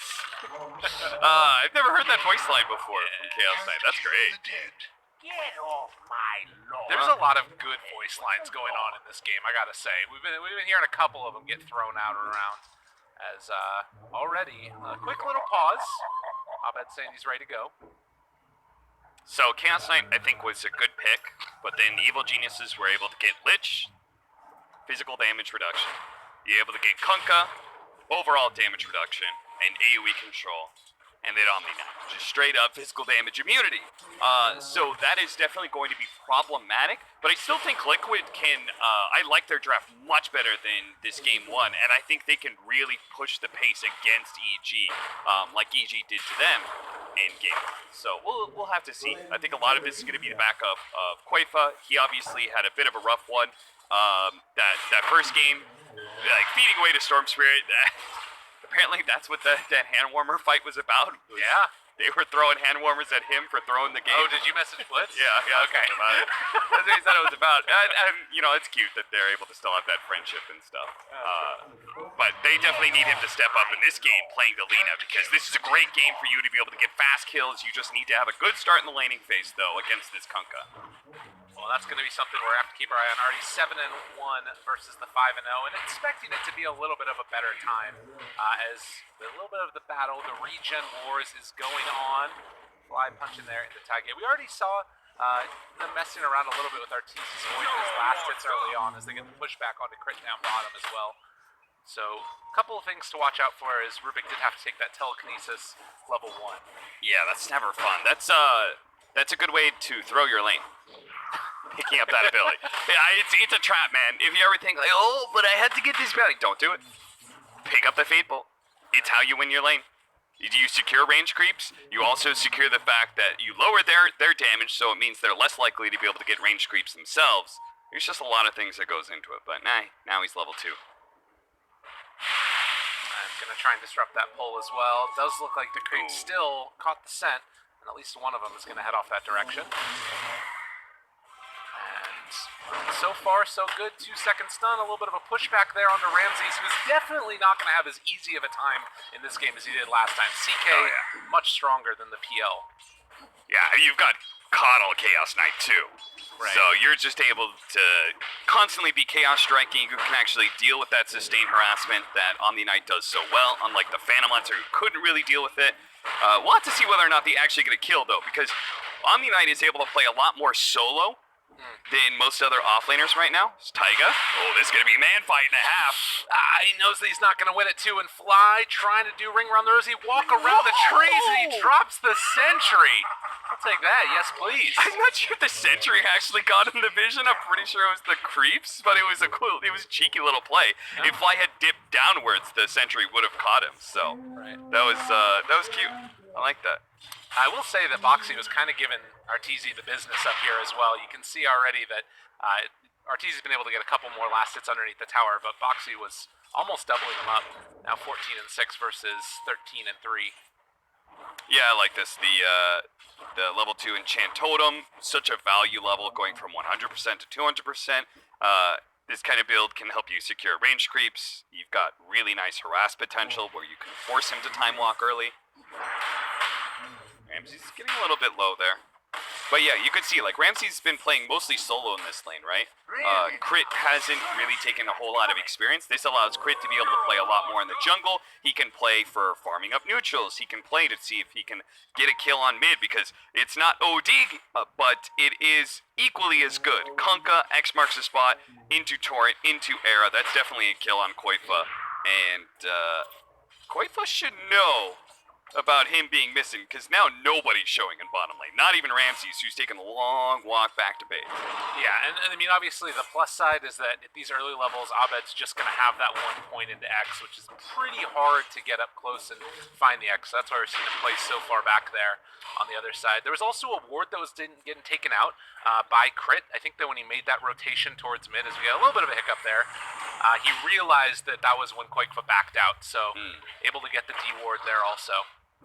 Nice start as we get ready for the Bounty Rune battle. trying to get this pull off. I think this is such a good play. I love it when offlaners do this. Pull the creep wave as the bounty rune is spawning. It positions you between the enemy support and the bounty rune, and it makes sure you don't miss any CS. It's a really good play. I love it when people do that. Taking advantage fully. That creep aggro is already some battles going on up top. They find Fly, try to get the Frost Shield, and contesting that pull doesn't work out. And meanwhile, bottom, with Kurt coming back into lane, they're able to get a little bit aggressive on the Mickey, but not enough so to find a kill.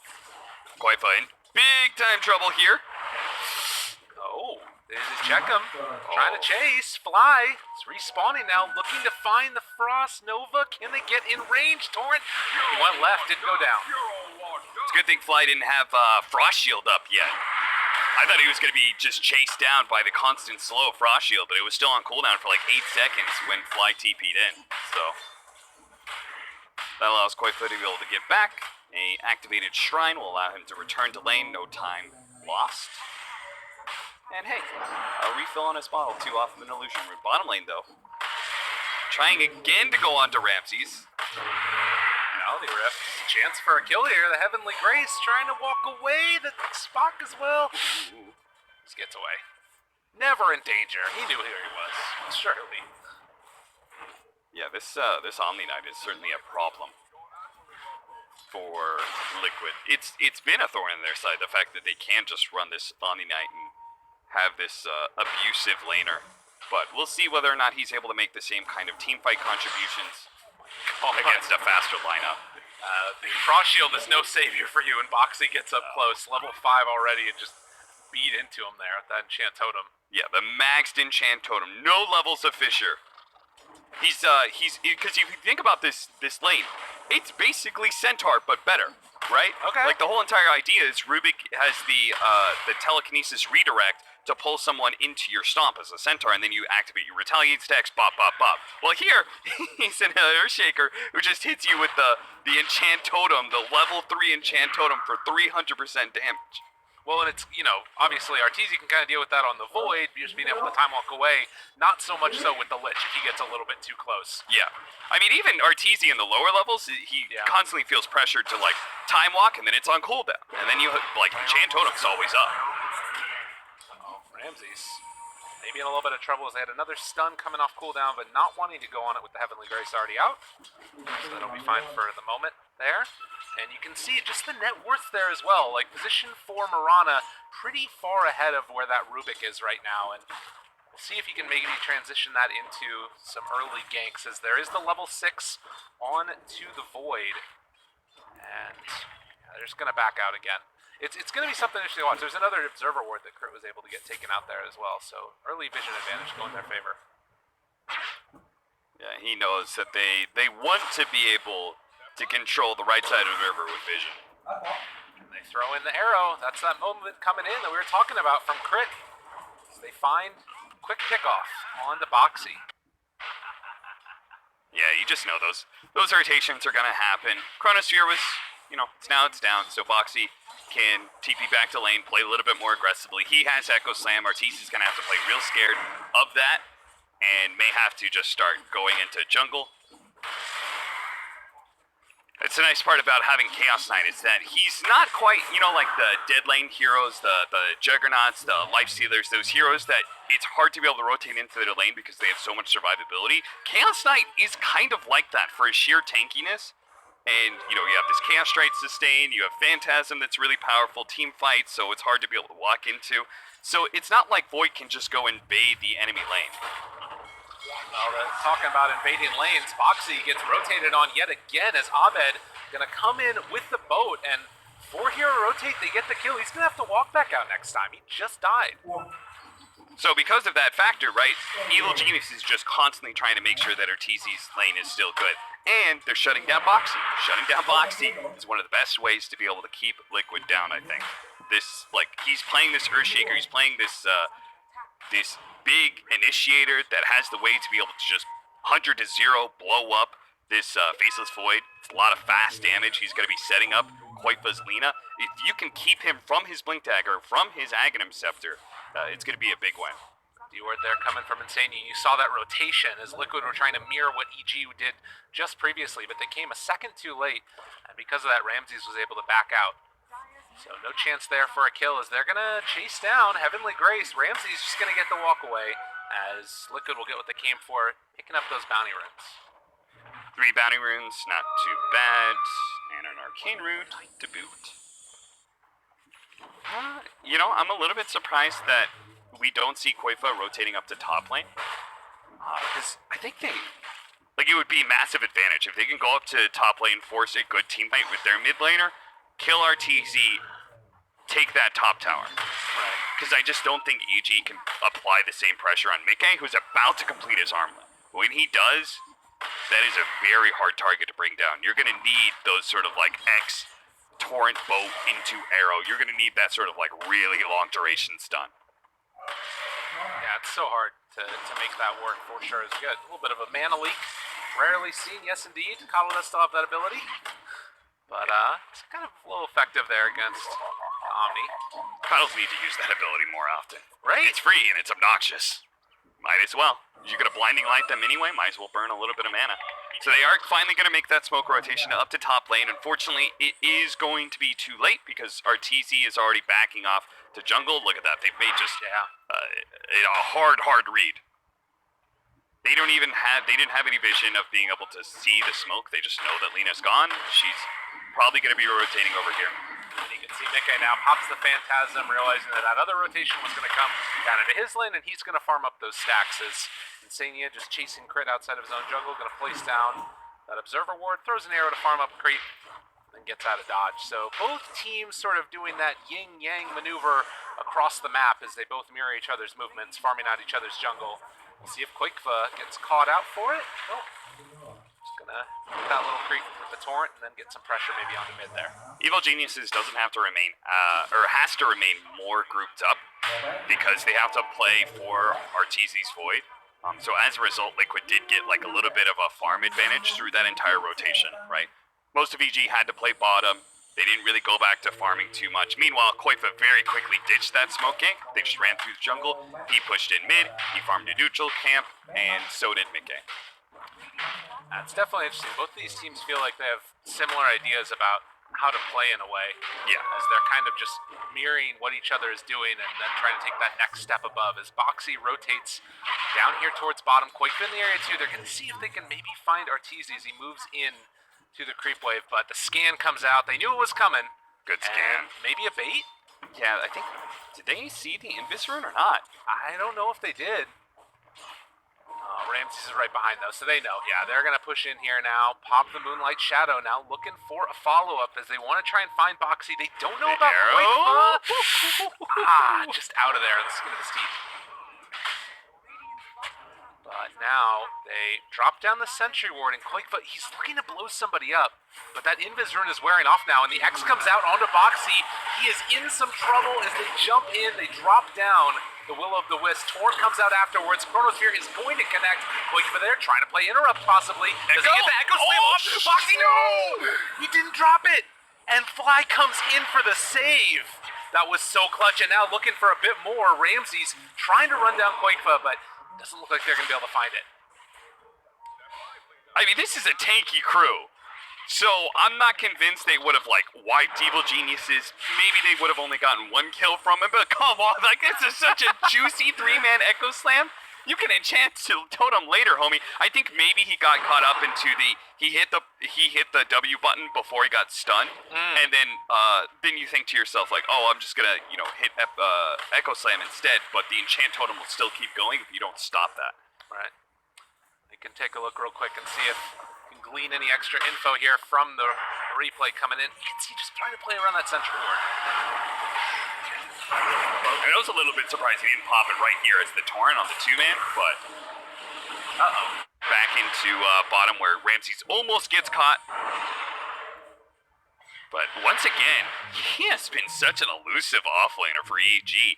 He really knows when to back up. Something about their communication is just on point. The way like Arteezy was able to get away from that rotation up to top.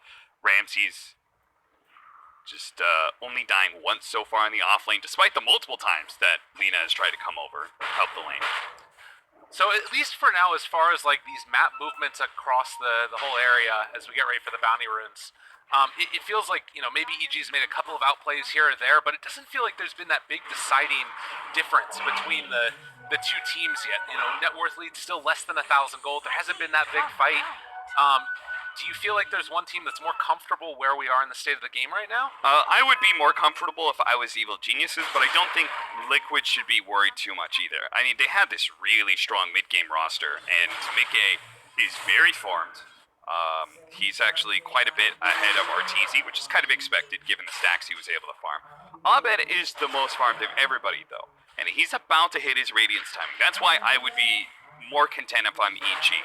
I know I've got this big late game threat in the Chronosphere. I know I have some answers to Chaos Knight, so I'm not that worried about, you know, him being super strong and being able to two-shot people because I've got so many answers to it. That's true. That's going to be a dangerous thing. Well, Bo3 gets found yet again. Going to chain frost. They find somebody on the back lines. Poor old Rubik going to get arrowed after the fact. And yeah, that one hurt. Okay, you lost your 4 and 3 position. The upside here for Liquid is they use Boat, they use Chronosphere. I think you really need to try and use your level 2 Phantasm from Mickey and go for a fight. Even if you don't have your heart yet, I kind of want to see them abuse this timing of the Chronosphere being down. Yeah, it could be really nice. The dangerous part, again, as you said, is that Radiance is about to be up right now. Quakefoot just finished off his Yule Scepter as well. So that is something else to be concerned about. You know, the panel mentioned it, that Quakefoot pretty much is the main damage dealer in this game, it feels like. And him needing to be, not necessarily ahead, but at least not irrelevant. And right now it feels like he definitely is still doing things in this game.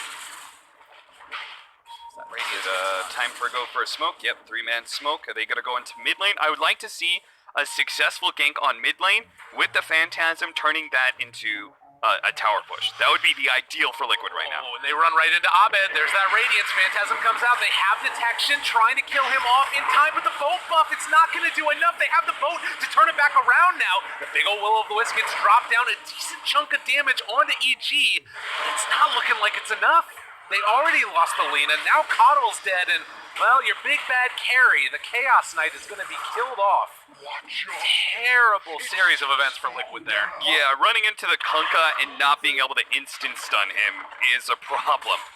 Because they didn't have Rubik or Earthshaker there in that immediate part of the smoking, right? Rubik was around, but they couldn't instantly telekinesis. If he gets off the boat, you're in big time trouble. You even saw Koifa. He front loaded all of his damage. Right. He threw out the Laguna Blade before the boat could get there, hoping that, hey, I've got to get as much damage in before the damage reduction kicks in. Maybe he'll be low enough we can finish him off. Not even close. It's a scary thing fighting into that lineup, and that was the fight without Chronosphere. That was the fight without, well, they had boat, but still, it's feeling really, really rough right now for Liquid. Yeah, now, in turn, it's Evil Genius's chance to be able to get aggressive. They got Boke back up, 4 seconds until Chronosphere. I'm not sure if there's any items you're really waiting for that are super close. I guess there's Mjolnir. That's almost up for RTZ. But you could fight while Phantasm is down if you wanted. Well, one thing to keep in mind is that they do still have Boat that got stolen by Rubik, and he's hanging on to it. Level 2 right now. That is a big one. That's actually really important. That extra duration stun with Arcane Supremacy as well. It does look like CK has almost got a BKB. So he was flirting with the idea there of the heart for a little while. Yeah, Liquid should definitely be, with the Phantasm down and some big items coming in. Almost the BKB, almost the Aghanim Scepter for the Earthshaker as well. Like, Bo3 wasn't even close to that fight. He was continuing to farm up top lane. He was like, guys, I need my initiation item. I can't be there for you when you start that team fight. Oh, and Mickey, some trouble. They find the X there, getting some TPs in. Crit is waiting already on the side. Bo3 trying to play interrupt. They have the Will-O-the-Wisp down. Mickey seeing if he can live, but it's not going to happen. And now Bo3, who was just 500 gold away from getting that Aghanim Scepter, is also going to get ran down as they have the X pull back into the Torrent, and the Earthshaker 2 will die. Man, over and over, that kill score 5 to 10. It tells one story, but the bigger story is that it's been the cores that have been dying, it feels like. Look how fast RTZ, like he finished that kill and instantly TP'd up the top lane. just for the max efficiency of being able to push out that lane, secure top bounty runes, so hopefully they can get all 4. Now Liquid's a little off kilter. They didn't have heroes bottom, that's where they just lost their fight. But now, all of EG's coming in force to top lane. They're out of position to be able to get the bounties, or maybe both. We'll see if Fly can actually snag one. Oh no, he showed himself! You could have just grabbed the bounty rune first, Fly. You would have gotten 3. 3 for the boys. Well, they pull him back in. He's going to find a kill. Oh, no. All right, Tiger gets the jump away. Well done, well done. Yeah, time walk with Ether Lens. That's going to be a pretty long jump. I mean, do you feel that Lyrical? It just feels like in this series, like EG just keeps on hitting Liquid, and they can't seem to fully recover. Like I've only seen one smoke gank, and they happen to run into Kunkka mid. Like that was really, really shitty. But other than that, it always feels like they're a bit out of position. They're not ready for this fight that's coming towards them, and EG is just fast pace. Even with this Void lineup, they are still moving around the map quickly. And that, to me, is the most key part of it, is that fast movement that you're talking about, that Grant was talking about earlier, that you need to do if you're going to win, is he thought about dropping the Chronosphere there. It just feels like, I think back again to that movement that Abed made when he went top on the Kunkka, found the kill into Boxy, and it was like 30 seconds after that when Quakefoot wasn't making his move. They're just one step behind, it feels like, of this Evil Geniuses roster that has been looking good. People have been saying it for a while, and it's for a reason. They look very solid. Okay. Aghanims is up. BKB is up. Aghanims on Lina is a bit far away, so I'm not sure if you can really wait for that one. Yeah, still 1,500 gold away. Maybe you get that after you win a fight. I'll be the way to do it. Then again, I'm not sure if you smoke right now, because EG does know you're all up here. The Torrent gets it blind. Just had an inkling that somebody was going to be hanging out over on that side as they're pushing down bottom lane. The other side of this is EG. They just pick up a mechanism on the Mirana. So, crit is very farmed. When you're feeling stronger than the enemy team, and you start pushing it, what you want to do is control 2 lanes at once. So, if you look at the wards, that will show you exactly how EG kind of positions themselves as well. One at bottom lane to see if they're going to be defending tier 2, and one near this mid lane. They want to keep that mid lane pushed in as much as possible. See, Crit's even going to go back for it to make sure this creep wave does push in. That way they still hold the control of the mid lane. They can now funnel back as a 5-man, see if they can maybe find a fight here. Not necessarily looking to go into that triangle high ground, though. That can be a death sentence for you, but we'll see. How many times have we seen this movement with the Moonlight Shadow, trying to find somebody lingering behind? Likewise, though, you can see that Liquid are going to back out themselves. They're underneath a ward right now as they pass by, and they could be going for a smoke play here themselves. Pings come out. They might have an idea that the ward is there. Everybody grouped together. EG have full vision. They know exactly what's going on.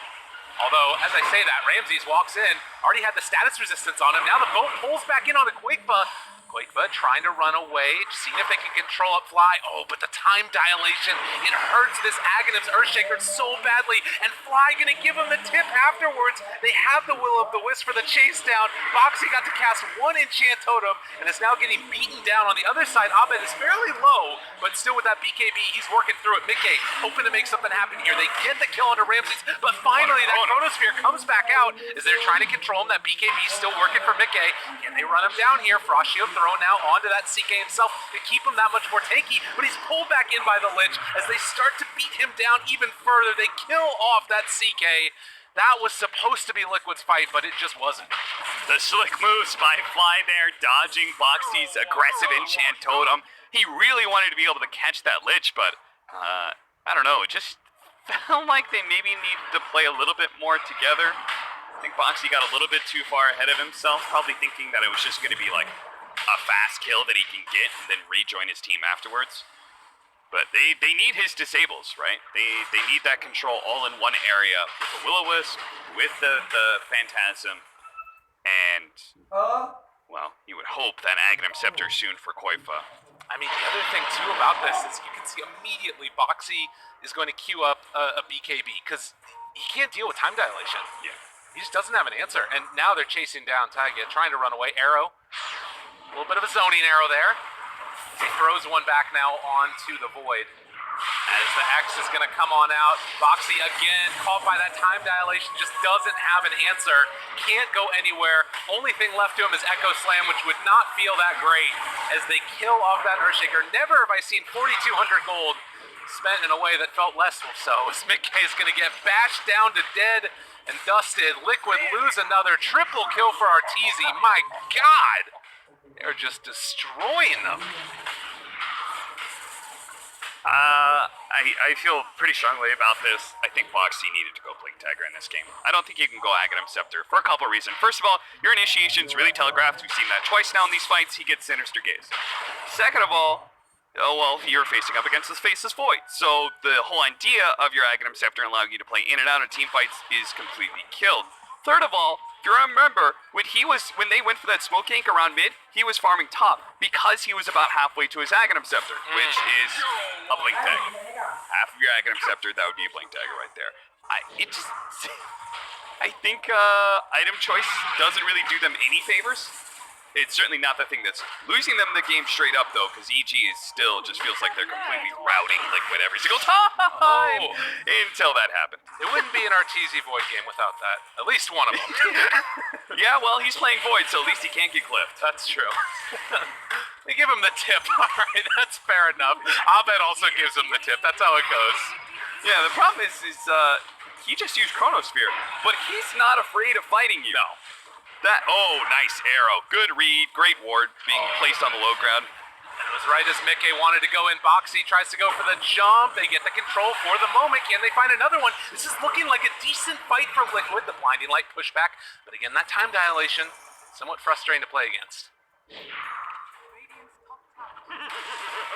Well, you didn't die. That's the upside for Liquid. Because they didn't have Chronosphere, so you didn't die. Abed just gonna drag that creep wave over to the side. It feels like EG's just kind of been playing in this high ground area right on top of the Liquid Shrine for the past 4 or 5 minutes, and there's nothing really EG need to do. They're just sort of out farming them and pushing down towers. It's the same principle as when they were pushing in bottom. Control the 2 lanes, keep mid pushed in, don't let it push too far out so you don't have to split up. Well, and Mickey is just getting bullied down here, it feels like. Bo3 maybe looking for an initiation if things get a little bit testy. The Fisher's already thrown out now, and the Force Staff trying to keep him alive. He pops the BKB to run away, but he's still in so much trouble. Oh, good catch there, as they're able to stop Arteezy from chasing in onto Mickey. I just can't believe how aggressive EG's playing without Chronosphere. They're just like, they really want to fight right now, because, they do have that Aegis. Just makes me really fear for Liquid here in 30 seconds. It has that feeling like EG might not cross the river back onto their side again for the rest of this game. Maintaining utter dominance, they're going to use the last little bit of the Aegis here to really try and pressure the tower. It will take away that first life. Still at a minute left, but yeah, can back on out now as they've used Laguna Blade. And, well, Liquid still stuck in their base. Can they make something happen? The jump out with the smoke working. Bo3 about to break on it. Gotta be careful. The jump forward looking for a bit more. No, but they pulled him back in so they can't chain stun it out. Torrent gonna be off the mark. Bo3 still chasing there. Arteezy shows up though, and he's got the Chronosphere. The hit onto Insania. Solo Chrono for him. Doesn't feel great, but there's no buyback on the Coddle. So they won't have a Will of Bliss for a high ground defense if it comes. Okay. You didn't use your Phantasm, and they used Chronosphere, and they don't have Aegis anymore. When Coddle is back up, can you go fight? Do you have another smoke? They do have another smoke from Taiga, so they need to push out mid lane a little bit, back up and smoke. The problem is that EG has such good aggressive vision right now, it becomes a little obvious, especially if they just keep on playing on this high ground. It's a hard area to push up to. It pretty much negates the smoke advantage, right? Which is usually you have vision of the enemy first, or you're gonna, you're better grouped up and stuff like that. When you fight into the high ground with your smoke, it just loses all of that potency. So they're gonna go to the bottom right instead because that lane was already pushing out. Bo3's gonna push it out even further, so it hits the tier 2. Ideally, someone from EG says, "Oh, I gotta go get that lane for us, guys." Right. they're going to go back up, and maybe they can get a pick, or, you know, around the bounty runes as well. But EG not splitting up, staying grouped up, much like they did in like the 15-minute bounty runes. They had control over the bottom lane, they swept it to top. Now this is the reverse play. And they had the anticipation, I'm sure, that this was really going to be a B, and on top of him right at the start, a huge old jump in. Can they bring him down in time, though? It's pretty freaking low. Ramses manages to get away, and there's going to be the GA. Try to run, but it's not looking all that great. Mickey controlled, bashed, and his armlet is wearing down as the CK is going to get finished. And now Crit got his eyes on Insania, leaps on top of him, and the poor old man going to be hunted down by the Priestess of the Moon. One more arrow for good measure, because why not? EG are looking so freaking good right now, as eventually they get the pull back in and the kill off on the Taiga. Triple kill for Abed. Has Bo3 cast an Echo Slam? More than one? Ooh, that's a good question. I don't know. You know, like, RTZ managed to get off his BKB somewhere in what was supposed to be a chain stun, and he didn't have Satanic back then. Now he does, so 30% status resistance, very tough for Earthshakers to be able to keep people chain stun with that. So, pretty much expect he's always going to get off BKB Satanic. He already had status resistance thanks to the Omni Knight before. You also had, like, again, the Frost Shield save. You're just not going to be able to burst this guy down, and the Chronosphere is probably your death sentence. We'll see if they can do it now, as he is down somewhat low HP. Mickey maybe going to look for a stun, but the BKB is available. Earthshaker thinking about jumping on top. Fissure to go in. The Echo Slam combination. They get the kill. Okay. Not bad, but now the Chain Frost comes afterwards, and EG just going to try and back out. All right, they had to throw everything and the kitchen sink at him. They have the Aghanim Scepter Laguda Blade that definitely sealed the deal for him there, because RTZ managed to get out the BKB, but nothing else. Do you think he like yelled out "time dilate this" when he did it? Do you think that's what's going on? Just like, I'm tired of your shit. Just throws up the middle fingers at his monitor. That's gotta be. It's like low key one of the most annoying spells to play against. I'm sure. Does that make RTZ one of the agents from the Matrix? Probably. And Bo3 is Trinity. Exactly. It all makes sense now. Well, even with RTZ down. See this Moonlight Shadow, they're really gonna go for it. They're gonna try and get like some sort of pick off here on Koipa. And they might just be able to get it. Oh no. Oh no, the arrow. Oh god, and now they drop down the Will-O-the-Wisp. Boats already come out. Stolen boat. Maybe a chance, maybe a hope, maybe a prayer. Or maybe it's all for naught as Koipa tries to run away. Fly did go down, but they've got the X now as they get the pull back in, and a second arrow for Koipa right in his dome. That man is dead. They popped a Phantasm to try and chase Bo3, making a little bit of chaos. They don't have time dilation for this fight, but the GA has already come out. Stolen GA. All right, Rubik doing absolutely everything that he can in this one as they try and bring down Crit, but it's not going to happen. As the GA comes out, another X onto Mickey.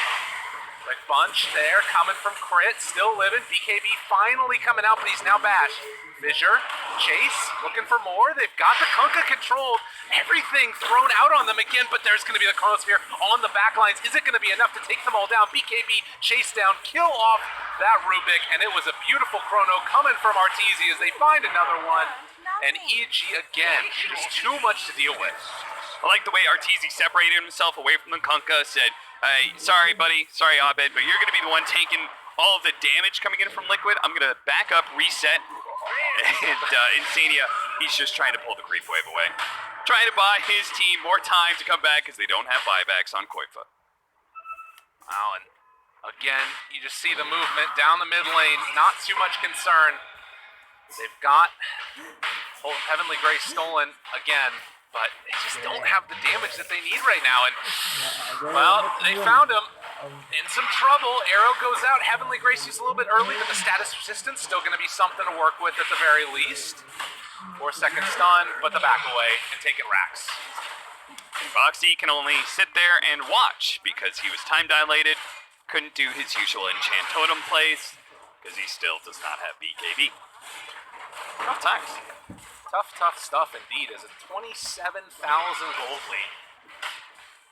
This game number 2, EG looking to try and secure a top 4 finish at the very least. Get the MDL Chengdu Major. Bo3 maybe one last hurrah here. Let's see if they can do something. Oh, but Abed, yeah, they back out. Oh, and Arteezy just managed to jump right on top of him.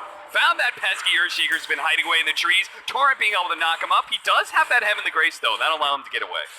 And still, no fuss, no muss. They're not that concerned at all. Jump in, enchant totem. Time dilation on cooldown, 6 more seconds. They have the Wolf Wisp, but the BKB is already out there. From the void, Boxy jumps into the air only to be pulled back down to ground as the buyback comes to the end there. They kill off yet another. Can they find any more? The time walk away. They can't get that kill. Another GA is out.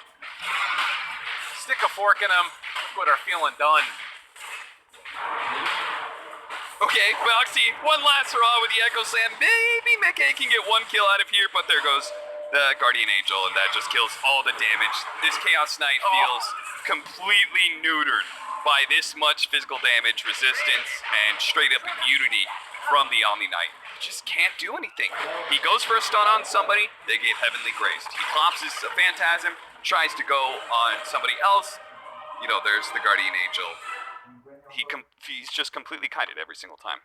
Man, 2-0, and it did not feel particularly close at any point. I mean, there were early moments in this game where maybe that movement, you know, that you saw, you're talking about the one from Quakeva trying to find the kill, but it just didn't work out. I don't know, how good is this EG team? Like, how far do you think they can go? I mean, when they look like this, when they played that first game, Grant and I were both talking about it. It's like, we want to see them play like that every single time. Yeah. That sort of like aggressive lineup, like screw the 4 Pango, 3 Enigma, like get me out. Let's pick up the pace a little bit. I like seeing Evil Geniuses play like that. Safe Lane Night Stalker, that was a new trick that we haven't seen from Evil Geniuses or Arteezy, so cool things developing for EG, looking very good as they just demolish Liquid like that. Beautiful stuff, beautiful game, and a top 4 at least finish for them. We'll see if they can go further, but now back to the panel as we finish out this, well, first day after the break. Yes, indeed. What an end. EG 2-0 over Liquid. A dominating performance in that. Here to really break down the domination, Trent, Odie, Pixel. It's tough to talk about that, so first of all, what went right for EG? Besides everything. Well, I would say the way I kind of see this whole series is that, like, game 1, it was like the draft, I think, just looked clearly better for EG, at least in my opinion. It felt like they had a much easier way to win that game. And then game 2, I felt it was much more even. But the play of EG was just a level above Liquid, at least in this match. We know Liquid are capable of defeating them. They've done it before, but this was the EG that you expect. They were completely dominant. And the pace that they were playing at, Liquid just could not keep up with. Like, you lose like 3 or 4 quick engagements around that 10 to like 20 minute mark, and it felt like the game was out of your hands at that point. So we follow. Yeah, I mean, I've got to just go back to those first 2 picks from both sides, and I really didn't like it from Liquid. I don't know why you're opening with this Shaker Lina that's very likely to have an incredibly hard game. You saw exactly what EG did in response to it. They grabbed these heroes like the Kunkka and the Lich to make sure that suddenly this sort of answer I feel that Liquid felt that they picked to the Void, it's just totally nullified. You're never going to be able to burst down the Void reliably. He's always going to be able to jump away. Time dilation, it's going to ruin sort of both of these core heroes. You saw that whole game, right? Boxy, he never gets his BKB, so you sort of have this 4,200 gold investment in an Aghanims. Half the time, enchant totement's off the menu, and you know, you sort of hate to point fingers, but some of the individual performances there from Liquid's players they just weren't up to scratch. You know, you go back to that moment where Boxy, he doesn't echo, and normally, you know, you look at the Twitch chat when something good happens with the ult, and it's like, oh, just press R, lol. I mean, he needed that advice. You know, that's going to be sarcastic advice, but he didn't heed to it. He didn't press R. He pressed W, and he couldn't even press Q because he didn't skill it. He didn't have it. He was I don't know what was going on there 0-3-4 for built. I agree, it's sus. But we should look at the positives. They came in. They beat Alliance, who at this point is kind of their rival in the scene, right? Because they're in the same. Alliance qualified over them to the major. Obviously, Liquid still made it, and that's a top 6 finish. That is a decent amount of points for Liquid. It is. We saw last year that you get a couple of those. Those can really add up, and especially when all those other teams, they're coming back. Your You need the secrets, points. your Kuro stacks, yeah, they start sucking up all the points. It gets to this point where there's like 2 majors left, and you're like, okay, there's still a lot of points on the table, but you have to factor in those sponges. Yeah. Like, if those teams continue to attend those last few majors, even though they've already qualified to TI, like we assume they probably will by that point, they take away and absorb so many points that these lower place finishes at the start of the season still matter a lot for your team. Yeah. And I just loved the way that we saw EG run with their cores, both for these games. I mean, to sort of specifically pick out the pair, it's Arbed and Arteezy Arbed, in God. terms of how involved and active they got. It's a whole different style to sort of the Alk and the Jug Magnus, that we've seen sort of EG struggle with. This game, both Arteezy and Arbed, they're both involved in 29 kills. You have these 2 cores. That's a lot. Like, they were just in sync perfectly. EG, they've done their homework, they've done their preparation. I think they've worked out what works best for them in this patch just at the right time, and it's got them, very cleanly through this series. And if they continue to play and draft like they have here today, there's no telling when they're going to stop. They really could go all the way here. Ramsey's looked great too. I mean, He obviously the big 2 flashy Omni ones. Knights too. It's hard to look great on that hero. Yeah, exactly. But his positioning was clean through both of those games. Always there to save his course in the most important moments and make sure his MVP Arteezy as he's posing for the fans. Yeah, that was me. It was that one. 19, 1 and 10. Yep. Very impressive. I mean, you guys talked about it. Just Abed gets a hero. I guess we should go back to that. Are you surprised they got a 5th pick Tonka too? That was their last I am pick. a little, particularly when you do go for like the Lena Shaker, as I say. The rum, it just stops those combos. You are not killing anyone with this Laguna chain stun. It's just not going to be enough when you have that much sort of damage reduction available so reliably on a hero. And Arbed, he was feeling himself after game 1 and game 2. You give him sort of a good hero to play, a strong hero to play, and even like the mid matchup, right? He's going to feel confident. Lena, sure, the stun can mess up some of the CS, but overall, you're a very tanky hero. You're not going to feed. You're going to be able to offer reliable harass, and you're And then always you going to kill have at that level setup. 6. Yeah, it's, I don't know, across the board, both of these games. Hold on a second. I believe we have an interview. Oh! 在里面他们在哪些地方做了改进，然后用一个不一样的方式战胜了对手。So first question I want to ask you: you guys faced Liquid before in the group stage. That was a Bazaar series, but this time you come here and 2-0 the opponent. So what is the improvement for the team make you get a victory this game? When we played against Liquid the first time in the group stage, ourselves as a team, like, we weren't very cohesive. We didn't understand the game the same way at the time. So we used the group stage to try to improve our own strategies, our own gameplay. It was good. It was very good practice for us as a team. We didn't draft the same way we did in the groups, so we're constantly evolving. 就是我们在小组赛跟 Liquid 打的时候呢，那会儿我们还作为一个队伍没有做好同步，然后我们当时每个人对游戏的一些理念也不是得到一个统一，然后在小组赛之后，我们就是大家都去做了沟通，然后也慢慢的把自己的这个状态调整好了，然后所有人都融合到了一起，然后我觉得我们这次确实通过这个小组赛进步了很多。那第2场比赛之后的话，我们再来说说这个 BP 嘛，因为当时也说到这个 BP 的事情，就是第1场比赛其实 Liquid 选出了一些看似现在大家都不怎么常用的英雄，然后想问一下GZ 觉得他们这个对面的阵容到底选的有没有道理，还是说他们自己可能没有打好 ？So you mentioned about draft before. Apparently Liquid has some interesting draft on game 1. They pick some hero is not really popular right now. Do you think their lineup would work? It's just they didn't have the best day of their play, or do you think it's just a mistake from the drafting? It's hard to say. I don't have the same perspective as they do and how they draft and how they play. But from our point of view, it didn't seem like they had a good answer to what we drafted. It felt really easy to play the game. Yeah, it was just I felt confident throughout the whole game. I didn't feel like we had a chance to lose, and that's kind of why I started feeding a little bit. 其实第1场比赛的话，我也不知道，因为从我的角度来说的话，我也不是特别清楚他们为什么会选出这个阵容。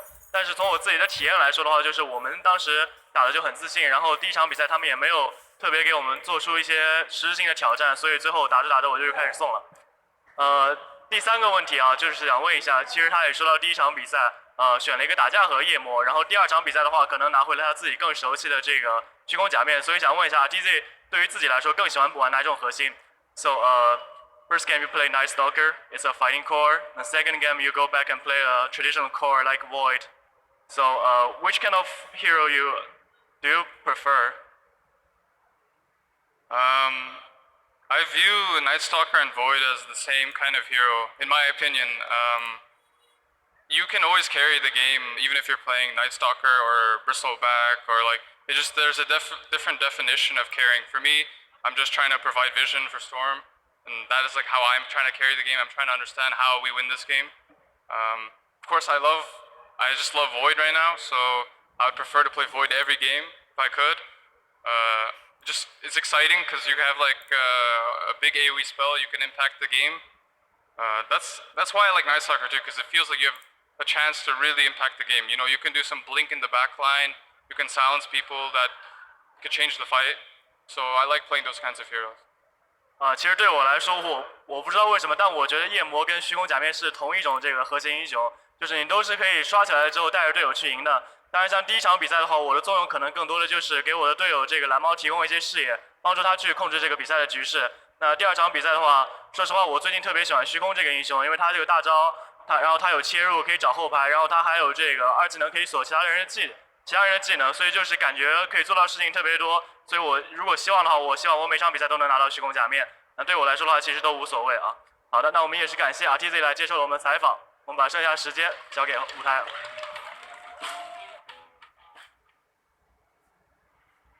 And yeah, I like that interview. I think the best thing I heard there was I like playing Nightstar and Void. I view them as the same because I can carry the game even if it's in different ways. Do you agree? All right, now hold on, because I feel like that's something I always hear support players saying. Yeah. I like playing Wyvern because I can actually have an impact in a fight, or I can actually have an impact in the game. What are these carry players doing that they feel like they're not? Who's having the impact? Is it just the mid player? I feel like I can't have an impact on half the heroes. He feels like he can't have an impact unless he's playing Void or Night Stalker. Is it? I don't know. Who's having the impact here, guys? You know everyone has to. Is everyone just passing the buck to the next guy? Oh, we lost. It was you. Oh, well, I had no possibility to help this game. I'm just the carry player. And Odie Pixel, now you can finish up your thought. Please repeat everything you said before the interview. Oh, I can't remember what it was, but it was It was smart, right? It's probably really I smart. felt like I was getting real so smart that Nah, it's left my brain and sort of entered the strategy. Well, I bet I know what you want to see. Do you want to see the bracket? Oh, I wouldn't mind. All right, let's check out that bracket then. Let's see who's playing frickin' who. Oh, pardon your English, sir. Sorry about that. Yep, you see up top, we are going to get that game tomorrow. TNC Predator versus Vici game. A lot of people saying these are the top two teams. Well, they're in the winner bracket. Can't argue with that. But the losers bracket continues. 2 more matches as well. J-Storm versus Invictus Gaming. And then EG versus the winner of that as well. Now, I'm going to use some quick brain power here. Do it. And I'm going to assume that we're going to have J-Storm IG first, followed by TNC and Vici, and then we'll have the winner of the first series versus EG last. And we're going to start with... They were waiting for me to You figure are that correct. out. Nice. But you forgot good morning. You forgot, Perch. don't forget Perch. That's Come on. messed That's up. because I'm not on, so no one's going to Yeah, who watch. cares? You know what I mean? IDC. Who No. is on anyway? So you? No, not me. I don't know. You been on? No, I don't think I'm on You've any. been on. Perch I've been on. Perch said Good. no. You weren't invited. So, I mean... I think it's Nate from production. Yes. On Good Morning Purge. All right. And we can Which match were you excited for, though? Is it the upper bracket match? Yes, or yes, it yes. is? Okay. TNC versus VG. Because Yeah. as of yesterday, I said I probably thought VG were going to win the tournament, so I want to see TNC prove me wrong. That would Still agree with that would impress me. What about you, Owen? Do you agree? Do you think Vici's the clear favorite, or do you think that's going to be a close match? I would favour TNC in that, and I want to see those two go down because I really like the way they're both drafted. I think these are both two teams that I'm rarely sort of seeing them do anything questionable in the hero picking phase. They've always got a clear idea. Normally losses, I feel, from both of those teams inside the series or on the ways, it's just been down to misplays, really, rather than necessarily something going wrong from square one. So head-to-head in the upper bracket, it's going to be incredibly hype, but I would have to... I expect to see TNC go all the way. I sort of said early on in the tournament I would have had TNC to win, and I don't think I've seen anything so far to sort of change my mind on that. Okay, makes sense to me. That does bring us to the end of the day. We only have 2 days left in the major, 3 BO3s tomorrow. And then, you know, we got the losers bracket and then the grand finals on that final day. So make sure you're here tomorrow. Why the hell wouldn't you be? And we'll see you then. Ở đây có chuối. Sao không được? Cái chuối là sốt riêng của ông ấy dành cho mày đấy. Không biết à? Tao bảo nó thằng Tân Mai với người mẹ chưa ăn 20.000 ở đây. Anh nhớ lắm. Tân Mai thì còn ai nữa? Chỉ có đội này. Đây là đội Tân Mai. Ông bảo là nước đốt nữa. Bạn người xa xa chưa lên ra. Nhớ hết đi mẹ. Còn ai đây nữa? Trước tôi ra nhớ đấy. Ông người nhớ hết. Thế mà vẫn nhớ. Alo. Mẹ anh em thấy mình nhớ kiểu.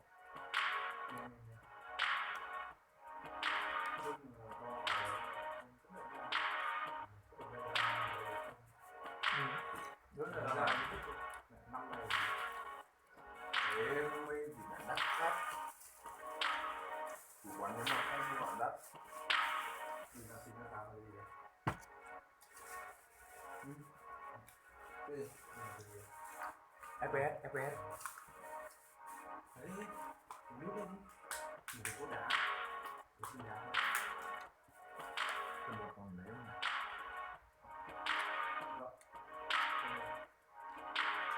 mẹ ổn rồi hai đứa này như vậy có hai gì không vẫn đang làm hả số 4 là Cái mặt đã có 2 con rồi.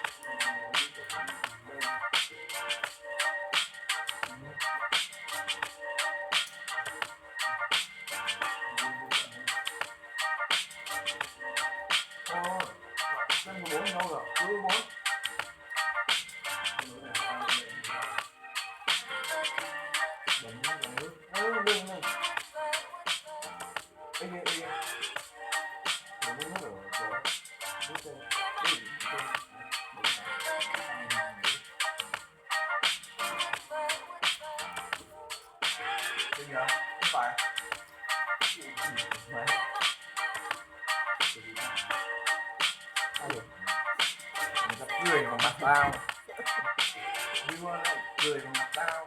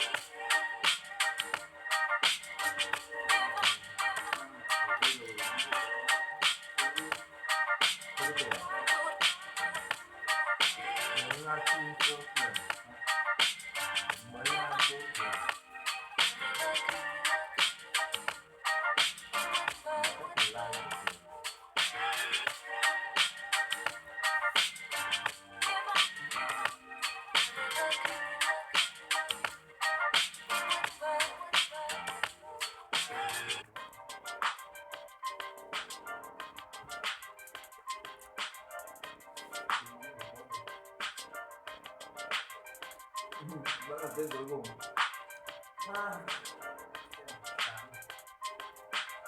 Vẫn là bạn nữ tên cuối cùng.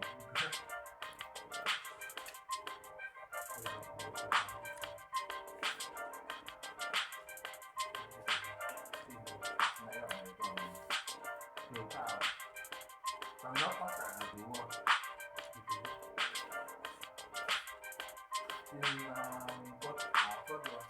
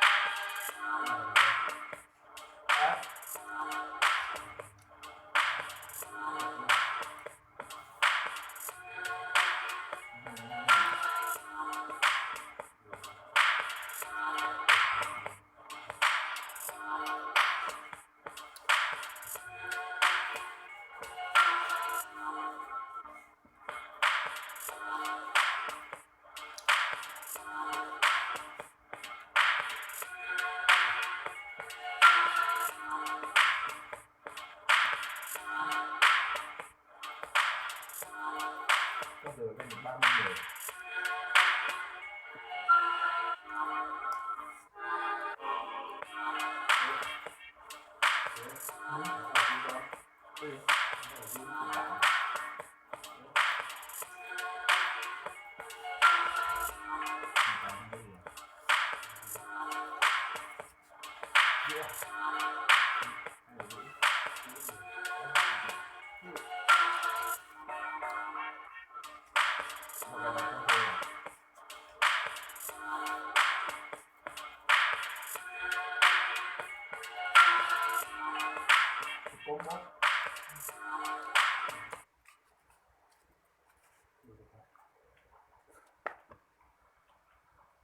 Nó lại nào.